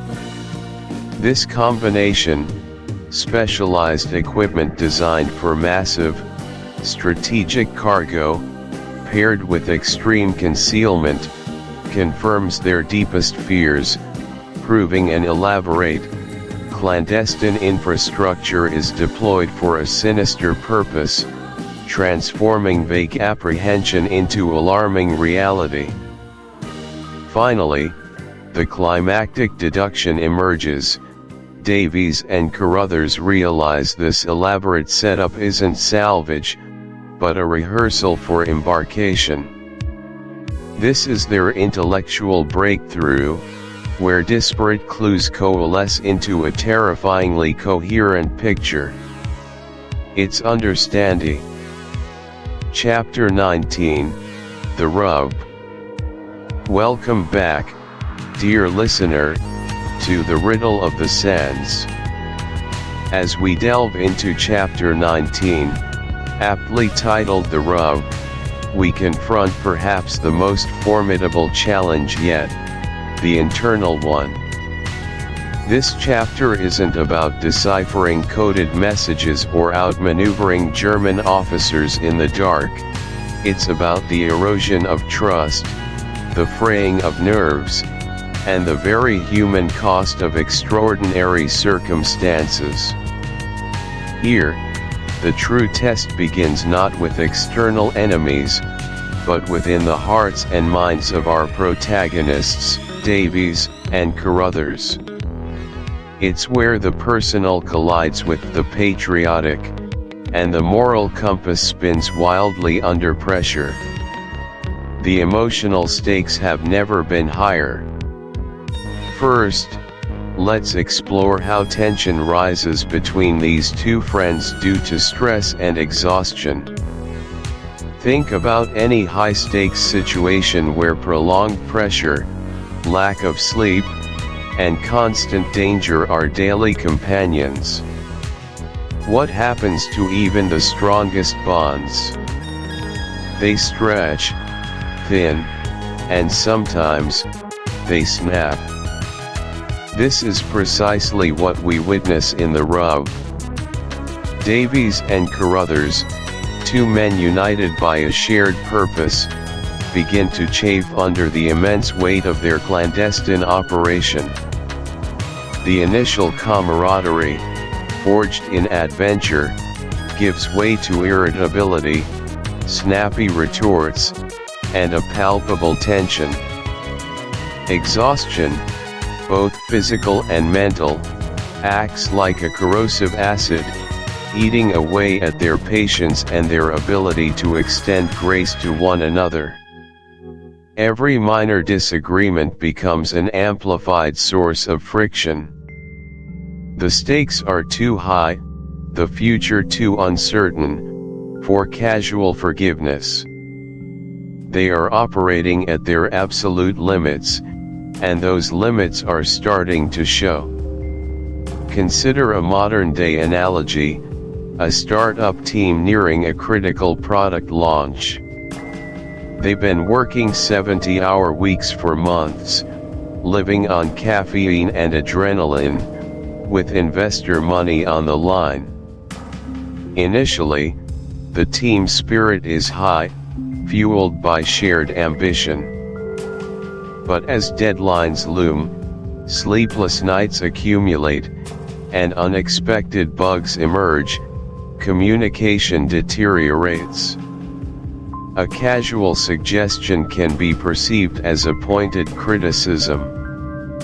A forgotten task, normally brushed off, becomes evidence of incompetence or lack of commitment. The smallest operational hiccup can spark a furious argument, not because the issue itself is monumental, but because everyone is running on fumes, their emotional reservoirs completely depleted. The rational mind gives way to the reptilian brain, focused solely on survival and immediate relief from stress. This rising tension isn't merely a dramatic device, it's a profoundly realistic portrayal of human psychology under duress. In any collaborative endeavor, especially one fraught with peril, the internal dynamic of the team is just as crucial as their external capabilities. If the core unit fractures, the entire mission is jeopardized. For Davies and Carruthers, their ability to trust, rely upon, and effectively communicate with each other is paramount to their survival and the success of their vital intelligence gathering. A breakdown in their friendship could lead to missed cues, misinterpreted signals, or even outright betrayal, however unintentional. It matters because it exposes the vulnerability of even the most dedicated individuals when pushed beyond their endurance. It forces us to acknowledge that heroism isn't just about bravery in the face of the enemy, but also about maintaining one's composure and connection with allies when everything feels like it's falling apart. Next, we delve into the debate over the morality of spying and the risk to Clara. Beneath the surface of thrilling adventure, the rub forces our protagonists, and by extension, us, to grapple with profound ethical dilemmas. The morality of spying is rarely black and white. Is it permissible to deceive, manipulate, and trespass, even for a noble cause like national security? And when does the pursuit of that cause cross an unforgivable line, especially when it involves endangering an innocent party? Clara, Davies's courageous sister, has inadvertently become entangled in this dangerous web. Her presence, initially, the reaffirmation of their commitment serves as the bedrock upon which the climax of the novel will be built. It underscores a crucial aspect of high-stakes missions, that even in the face of immense personal cost and moral ambiguity, there are moments when the greater good must prevail. It showcases the resilience of the human spirit, not in an idealistic sense, but in a pragmatic, gritty determination to see a critical task through. This commitment isn't about glory, it's about grim necessity. It matters because it demonstrates the profound sense of duty that can compel individuals to overcome their deepest fears and personal conflicts for a cause larger than themselves. It validates the central theme of the novel, the importance of vigilance and self-sacrifice in the protection of national interests. It's the driving force that propels the narrative forward, even when the characters themselves are at their breaking point. Now, for a moment, let's reflect. This chapter offers rich psychological territory. Here are a couple of mental exercises to deepen your engagement. First, consider a time in your own life when you experienced prolonged stress or exhaustion while working on an important project with others. How did it affect your communication, your patience, or your perception of your colleagues? Could you identify moments where a small issue became disproportionately large due to accumulated pressure? Reflect on how you navigated that, or how you might have navigated it better, recognizing the human element at play in high-pressure situations. Second, place yourself in Carruthers' shoes regarding Clara. Imagine you have a loved one inadvertently caught in the crosshairs of a critical, dangerous mission that you initiated. How would you weigh their personal safety against the perceived greater good? What moral lines would you refuse to cross? This isn't about right or wrong answers, but about exploring the complex emotional landscape that arises when duty conflicts with deep personal affection. These are the rub moments in our own lives, where values truly get tested. Engaging with these scenarios allows us to appreciate the profound struggles of Davies and Carruthers on a deeper, more personal level. Chapter 20, The Plan. Welcome back, astute listeners. We arrive now at Chapter 20, The Plan, a pivotal moment in the Riddle of the Sands. Here, Carruthers and Davies transition from mere observation to concrete, perilous action. The abstract German invasion threat crystallizes into a tangible, urgent objective. This chapter illuminates not just what they plan, but how they meticulously craft their strategy under extreme duress, transforming fragmented suspicions into a coherent course for survival and triumph. Imagine two ordinary men, pitted against an insidious, large-scale plot, a conspiracy potentially threatening an entire nation.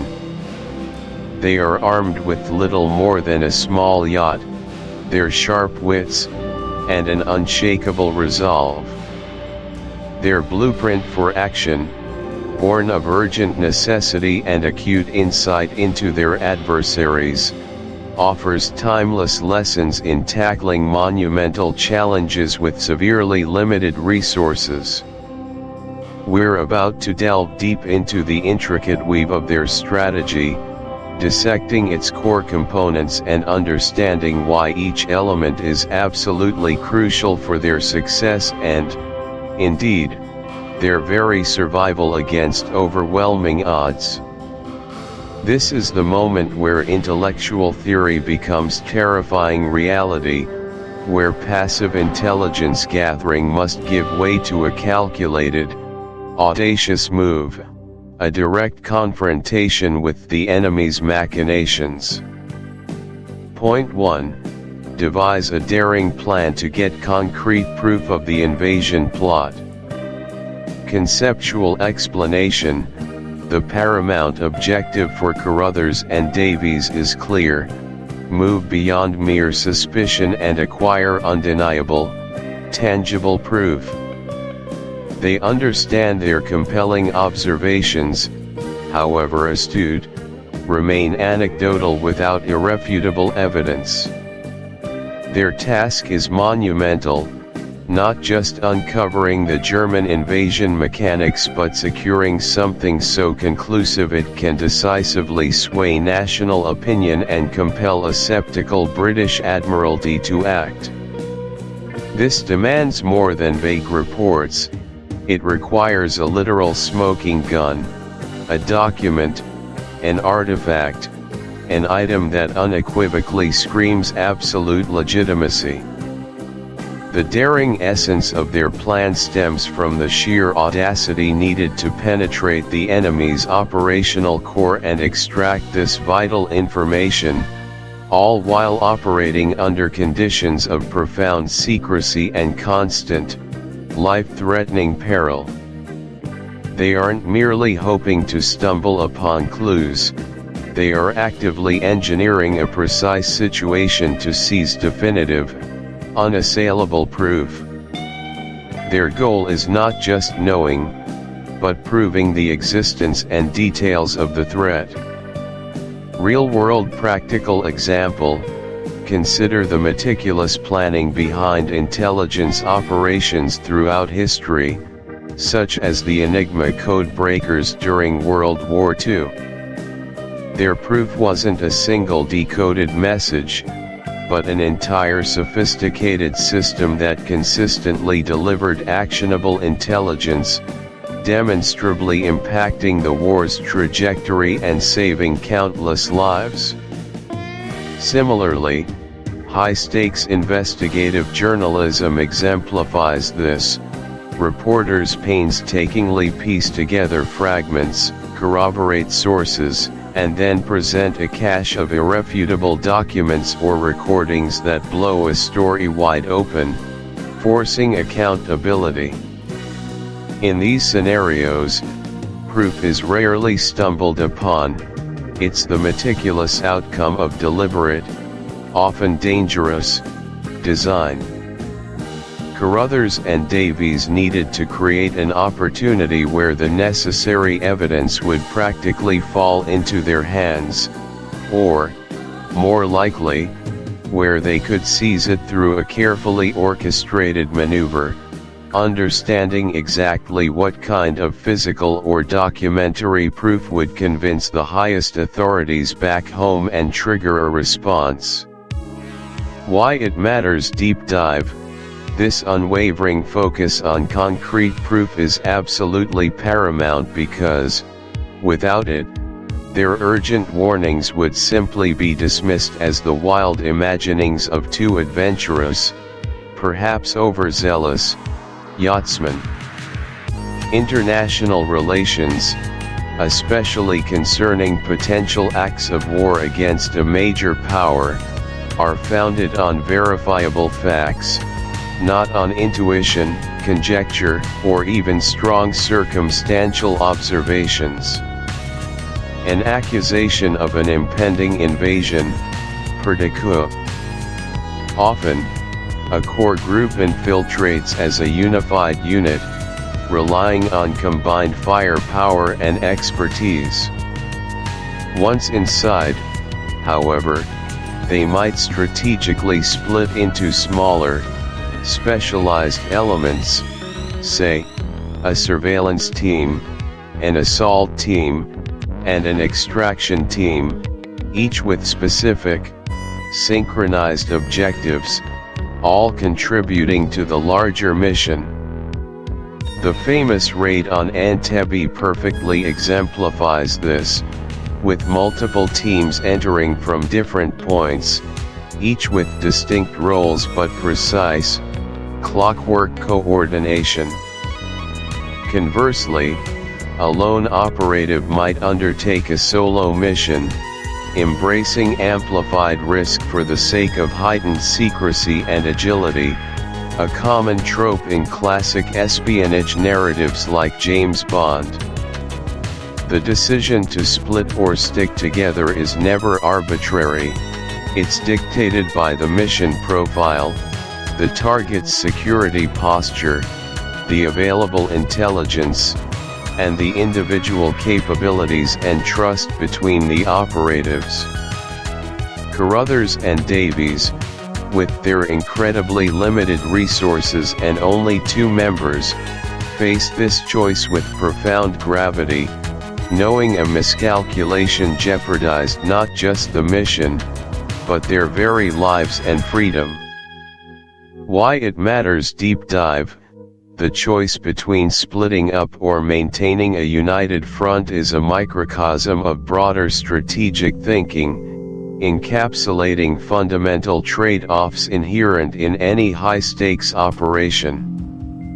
Splitting up, while potentially offering greater reach or a fail-safe mechanism through redundancy, inherently dilutes individual strength and immediate support. Each person then operates with less immediate backup, significantly amplifying personal risk and the potential for unassisted capture. Remaining together, while providing constant mutual reinforcement and shared real-time decision-making, also critically concentrates the risk. A single detection event or error could compromise the entire effort simultaneously. This pivotal decision directly impacts mission security, efficiency, and ultimately, success. It necessitates a shrewd assessment of both the external environment, the enemy's capabilities and vulnerabilities, and the internal dynamics of the team, their individual strengths, weaknesses, and their ability to operate autonomously under extreme psychological stress. Their deep mutual trust and understanding would be tested by this difficult choice, knowing that selecting the wrong path could lead to utter catastrophe for themselves and potentially their nation's future. Point 3. Prepare the boat for a quick getaway. Conceptual explanation: in any covert operation, the exit strategy is undeniably as critical as the entry plan, often more so. For Carruthers and Davies, the Dulcibella, their modest yacht, isn't just transport, it's their sanctuary, their mobile command center, and their sole reliable means of escape. Preparing it for a quick getaway means anticipating every conceivable contingency, ensuring sails are perfectly ready to hoist, the engine is fully primed for instant ignition, the anchor is completely clear for rapid deployment or retraction, and essential supplies are aboard for rapid departure, possibly under duress or pursuit. This involves meticulous pre-positioning, redundant checks of critical systems, and a shared, intuitive understanding of emergency procedures between them. The objective is instant readiness, to transition from stealth to full flight within mere moments, leaving no trace, and outrunning any potential pursuit. This rigorous preparation is a testament to foresight, understanding that infiltration without a viable, well-rehearsed exfiltration plan is not merely risky, but utterly reckless. Real-world practical example: consider military extract-ions or special forces operations where an escape vehicle, often a helicopter or a fast boat, is held in a state of hot standby. Pilots or crew remain on immediate alert, engines running or systems fully primed, ready to depart at a moment's notice upon receiving the go signal. Every piece of equipment, from communications gear to medical supplies and contingency fuel, is pre-staged, secured. Chapter 21, The Wager. Welcome back, intrepid listeners, to our deep dive into Erskine Childers' masterpiece, The Riddle of the Sands. We now arrive at Chapter 21, The Wager, a pivotal moment where stakes escalate dramatically, pushing our protagonists to the brink of discovery and danger. Until now, much has been observed, much speculated, but in this chapter, speculation yields to undeniable, chilling reality. It's a moment defining espionage, courage, and the daunting weight of impending war. This isn't just a chapter, it's a crucible where a quiet pursuit transforms into a desperate, solitary gamble. Our first critical point explores Carruthers undertaking a solo reconnaissance mission. Conceptually, this is more than merely sneaking, it's a calculated infiltration for specific, actionable intelligence. It marks a critical shift from passive observation to active, high-risk data gathering, embodying clandestine operations where one person's actions can literally alter history. The immense burden of proof, the weight of the unknown, rests solely on Carruthers' shoulders as he becomes an invisible observer, a silent recorder, navigating perilous terrain alone. For a real-world practical example, consider a modern special operative alone in a hostile zone. Their objective isn't broad strokes, but precise details, troop dispositions, fortifications, communication hubs. Carruthers' mission, though lacking modern technology, is fundamentally identical: meticulous, unassisted information gathering.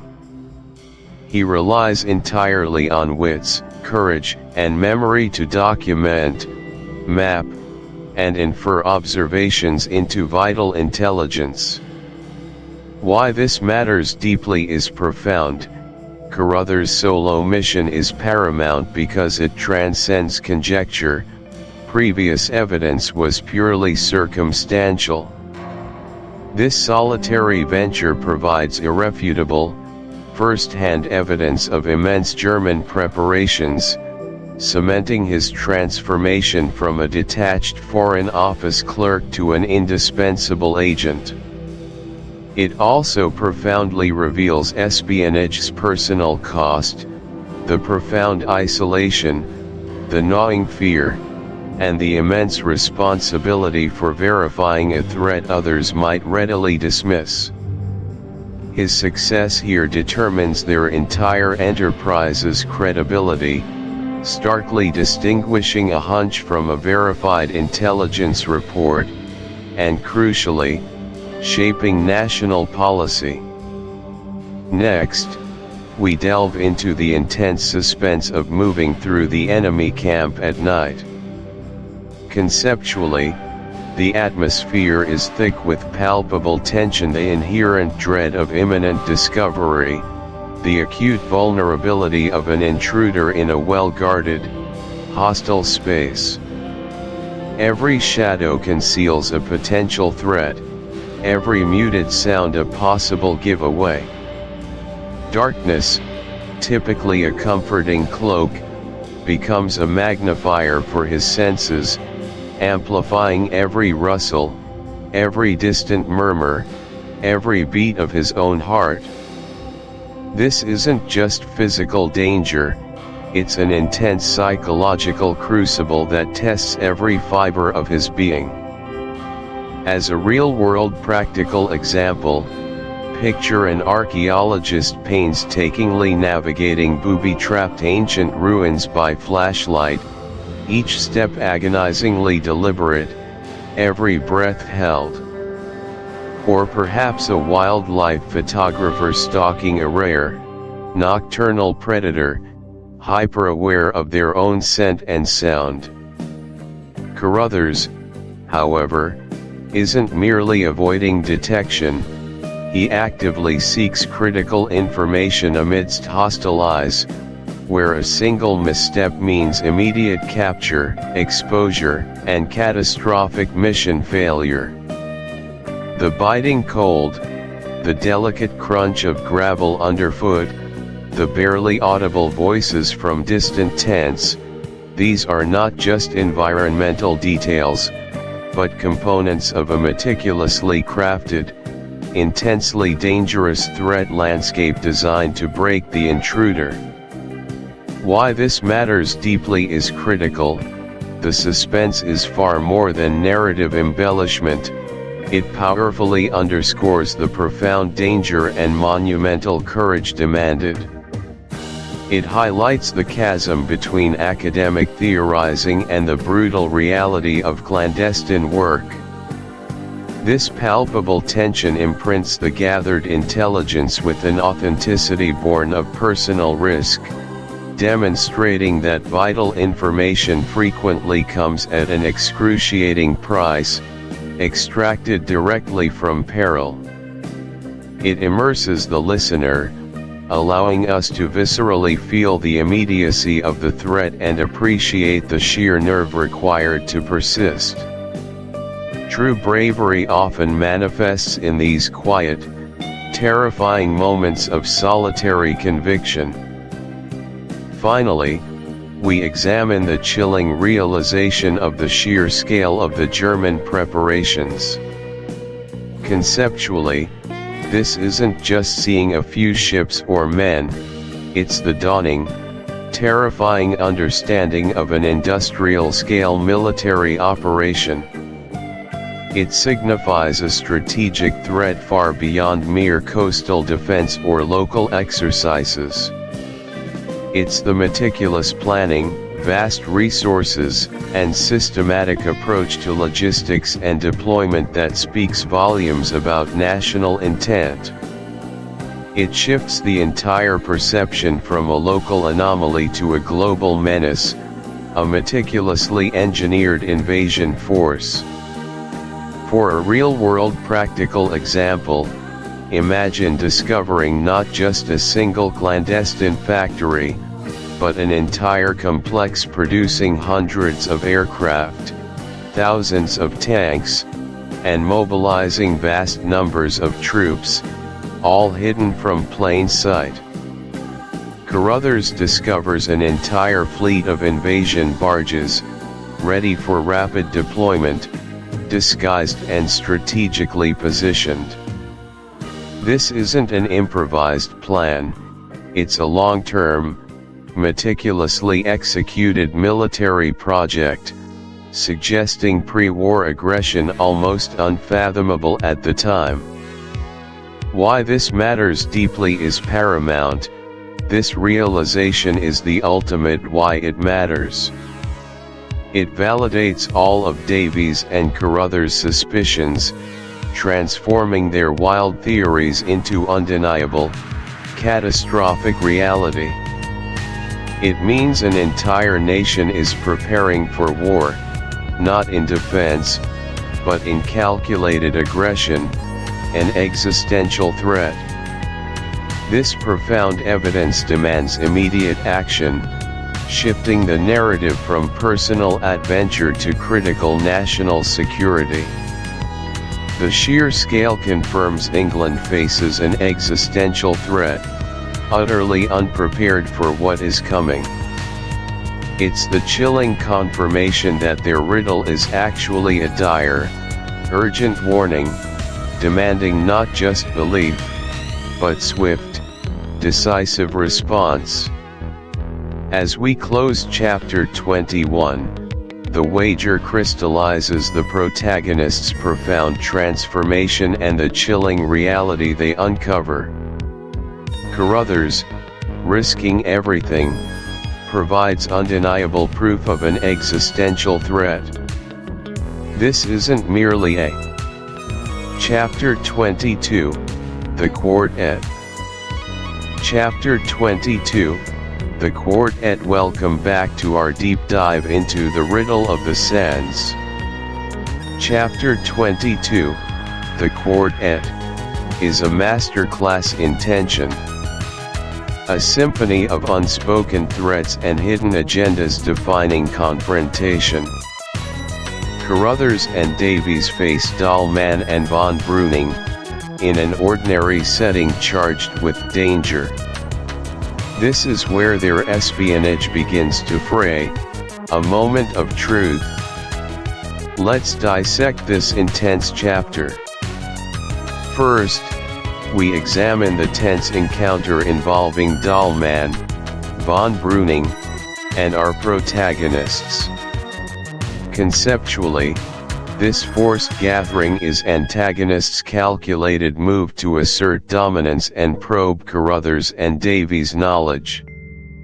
An interrogation cloaked in civility, designed to unsettle. Think predator cornering prey, observing every twitch.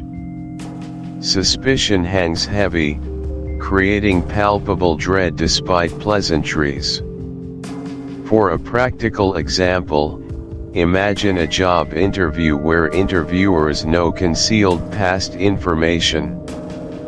They smile, ask innocuous questions, but their eyes search for confirmation.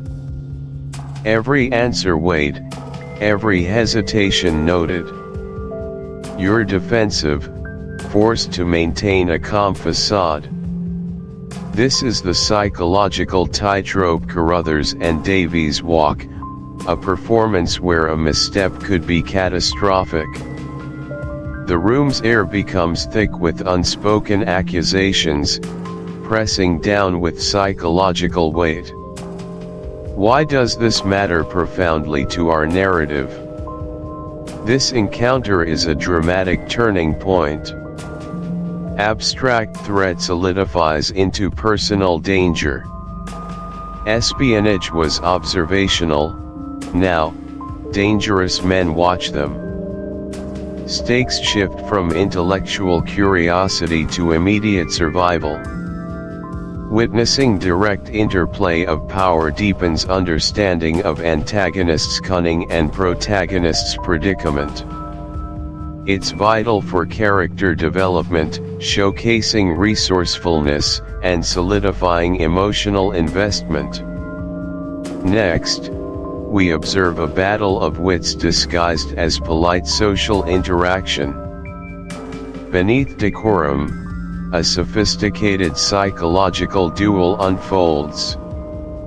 Each tries to gain information, deduce intentions, without revealing their hand.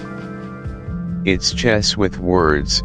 Real conversation happens in subtext, subtle inflections, glances, phrases testing boundaries. A masterclass in manipulation, demonstrating psychological warfare's power. For a tangible illustration, consider a high-stakes poker game. Players maintain calm, banter, but furiously calculate, bluff, and read opponents. A casual comment might gauge reaction, small talk, a subtle probe. The goal isn't outright win, but to gain advantage, unsettle opposition, and gather intelligence. Dahlman and von Breuning chip away at our hero's composure, seeking cracks. Carruthers and Davies must return fire with equal subtlety, protecting secrets while learning more. The significance of this intricate dance cannot be overstated. This battle of wits underscores German plotters' intelligence. They are astute strategists, operating on multiple levels. It highlights the intellectual challenge facing Carruthers and Davies. Adversaries aren't easily fooled, demanding constant vigilance. This complexity elevates the narrative beyond simple adventure, transforming it into a sophisticated spy thriller where mental acumen is crucial as physical courage. It builds immense tension, making us participants in this dangerous game. Finally, the chapter culminates in a chilling realization: their cover is blown. Suspicion breaks through, veiled threats become undeniable. A profound shift from paranoia to certainty. Protagonists no longer merely worry about discovery, they know they are compromised. This is an abrupt, cold splash of reality, leaving them exposed. Their disguise unravels, revealing their stark predicament. To visualize this, imagine an undercover detective who meticulously built a new identity. Then, during a routine conversation, a detail they mentioned is referenced by a suspect with a knowing, chilling smile. An undeniable signal, we know who you are. The jig is up. The game changes instantly from infiltration to escape, from intelligence gathering to preserving life. Every interaction is now fraught with life-threatening peril, demanding re-evaluation. Why is this realization so pivotal? It's the ultimate escalation. Protagonists are no longer safe, they are hunted. This dramatically increases stakes, injecting urgency and danger. It forces strategy reassessment, pushing them toward desperate measures. This revelation strips illusions of control, catapulting the story into its most intense phase, where every action carries life or death weight. It forces them to confront harsh reality, deepening character arcs. Innocence is lost, replaced by grim espionage realities. This chapter, The Quartet, is a masterclass in building tension and escalating stakes. It's a powerful reminder that sometimes the most dangerous battles are fought not with swords, but with words, glances, and the chilling realization your enemy is onto you. It demands our heroes to think fast, adapt, and confront the very real possibility their time is running out. Chapter 23, The Change. Welcome back, intrepid listeners. We dive into Chapter 23, The Change. Up until now, the riddle of the sands has been a methodical unraveling of a treacherous plot. But here, the narrative shifts dramatically. This chapter marks the definitive turning point. The quiet hum of suspicion explodes into an immediate roar of peril. The intellectual pursuit of truth gives way to the primal instinct of survival. The intricate threads of espionage begin to fray under immense pressure. Prepare yourselves, the gentle lapping of the tides is about to transform into a maelstrom. First, let's explore how the weather turns violent, matching the chaotic situation. In this pivotal moment, the external environment mirrors the internal turbulence of our protagonist's situation. The sudden escalation of the weather is not merely a backdrop, it's an active participant, a physical manifestation of the rising stakes and the rapidly deteriorating circumstances. It strips away any illusion of control, forcing our characters to confront raw, untamed forces, both natural and man-made. This meteorological shift embodies the narrative's deepening tension, signaling that the comfortable detachment of observation is over. Think of a small yacht, like the Dulcibella, caught unexpectedly in a North Sea gale. One moment, the waves are manageable, the sky merely overcast. The next, torrential rain lashes down, the wind howls like a banshee, and colossal waves threaten to engulf the vessel. Visibility drops to near zero. Every creak of the hull, every snap of the rigging, screams danger. Navigational instruments become unreliable. The very elements conspire against progress, demanding absolute focus on immediate survival, making the pursuit of any other objective almost impossible. It's a sensory overload that overwhelms all other considerations. This isn't just about bad weather, it's a profound narrative device. Firstly, it amplifies the sense of urgency and danger, making the reader feel the character's plight more acutely. It physically isolates them, cutting off escape routes and communication, intensifying their predicament. Secondly, it serves as a powerful metaphor for the German plot itself, a storm brewing under the surface, now breaking with unexpected ferocity.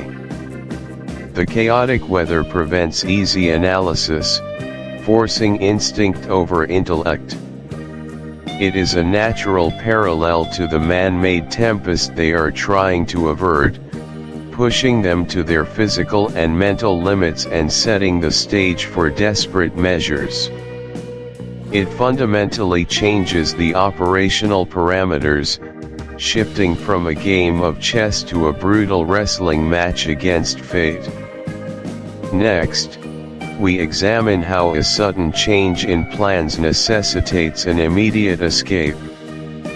This aspect of the change highlights the abrupt and often brutal reality of espionage and high-stakes operations, the need for rapid adaptation. What was a carefully constructed long-term strategy, a patient investigation, is suddenly rendered obsolete by unforeseen developments. The luxury of deliberation vanishes, replaced by the imperative for immediate, decisive action. The objective shifts from gathering intelligence to preserving life and, crucially, escaping to relay that intelligence. The element of surprise, which had previously been the protagonist's advantage, now belongs squarely to their adversaries. Imagine a secret agent meticulously gathering intel for months, establishing cover, building a network. Then, a single, unexpected event, a compromised safe house, an intercepted message, a sudden move by the opposition, instantly shatters their operational security. The carefully laid plans are worthless. The mission transforms from covert observation to a desperate dash for the border, utilizing pre-arranged emergency protocols, burning contacts, and relying purely on honed survival instincts to evade capture or worse. Every second counts, every decision could be fatal. The shift is absolute and uncompromising, demanding a complete mental and physical pivot. This enforced change of plans is critical. It accelerates the narrative. Chapter 24, The Last Check. Chapter 24, The Last Check. Here we are, on the precipice of culmination. After weeks of relentless pursuit, daring escapes, and the slow, agonizing revelation of a truly insidious plot, our protagonists, Carruthers and Davies, stand at the threshold of their final preparations. This isn't merely about tying up loose ends. It's a moment imbued with profound significance, a final, intense pressure point before the plunge into the unknown. It's the calm before the storm, but a calm charged with every discovery they've made, every risk they've taken. They are poised, ready to act on what they know. First, they undertake one last look at the evidence to ensure they have the full picture. Conceptually, this is about synthesis, about ensuring no vital clue has been overlooked, no piece of the puzzle misinterpreted. Imagine an investigator meticulously spreading out every photograph, every document, every interview transcript one final time. They aren't just scanning, they're searching for overlooked connections, for faint patterns that only emerge under the most exhaustive review. Why it matters? Because in high-stakes situations, a single missed detail can unravel the entire endeavor, rendering all previous efforts moot. It's the ultimate fail-safe against confirmation bias, forcing a fresh perspective on familiar facts. Davies, with his practical mind, would likely re-examine his charts and soundings, while Carruthers, the diplomat, would mentally re-evaluate conversations, searching for subtleties he might have dismissed. Next comes securing the Dulcibella for the most dangerous leg of the journey. This isn't just about closing hatches, it's a comprehensive readiness assessment. Practically, this involves checking every rope, every sail, every piece of rigging for wear. It means carefully stowing all provisions, ensuring nothing shifts or breaks loose in rough seas or sudden maneuvers. Think of a seasoned mountaineer checking every carabiner, every knot, before a treacherous ascent. This painstaking preparation mitigates unforeseen risks, transforming the vessel from a simple sailboat into a fortified, resilient instrument of their purpose. Why it matters? Because their lives, and the success of their mission, depend entirely on the Dulcibella's integrity. A failure of equipment could mean not just personal danger, but the failure to expose a plot that threatens an entire nation. It speaks to the meticulous attention to detail required when facing existential threats. Finally, there's the profound emotional weight of leaving the mystery solved but the danger remaining. Conceptually, this is the burden of knowledge combined with the awareness of unfinished business. They've cracked the riddle, understood the vastness of the German threat, but the actual prevention of that threat still looms. Imagine a doctor diagnosing a grave illness but knowing the cure still requires a complex, risky operation. It's a moment of mixed emotions, the satisfaction of intellectual triumph tempered by the heavy responsibility of impending action. Why it matters? This emotional landscape fuels their resolve, sharpening their focus and steeling them for the confrontation ahead. It transforms their personal adventure into a patriotic duty, underscoring the shift from curiosity to committed action. The burden itself becomes a catalyst, forging them into the determined agents of change they need to be. The stakes are immense, and the silent, unspoken promise between them to see this through is palpable. This chapter underscores the quiet power of preparation, the critical importance of a thorough final review, and the psychological fortitude required to face down overwhelming odds. It's a testament to Davies' pragmatism and Carruthers' growing resolve. Thank you for listening to this audiobook. If you found value, meaning, or inspiration in this journey, please remember to like the video, subscribe to the channel, and turn on notifications so you won't miss the next chapter. Your support helps us bring more timeless classics to life. See you in the next reading.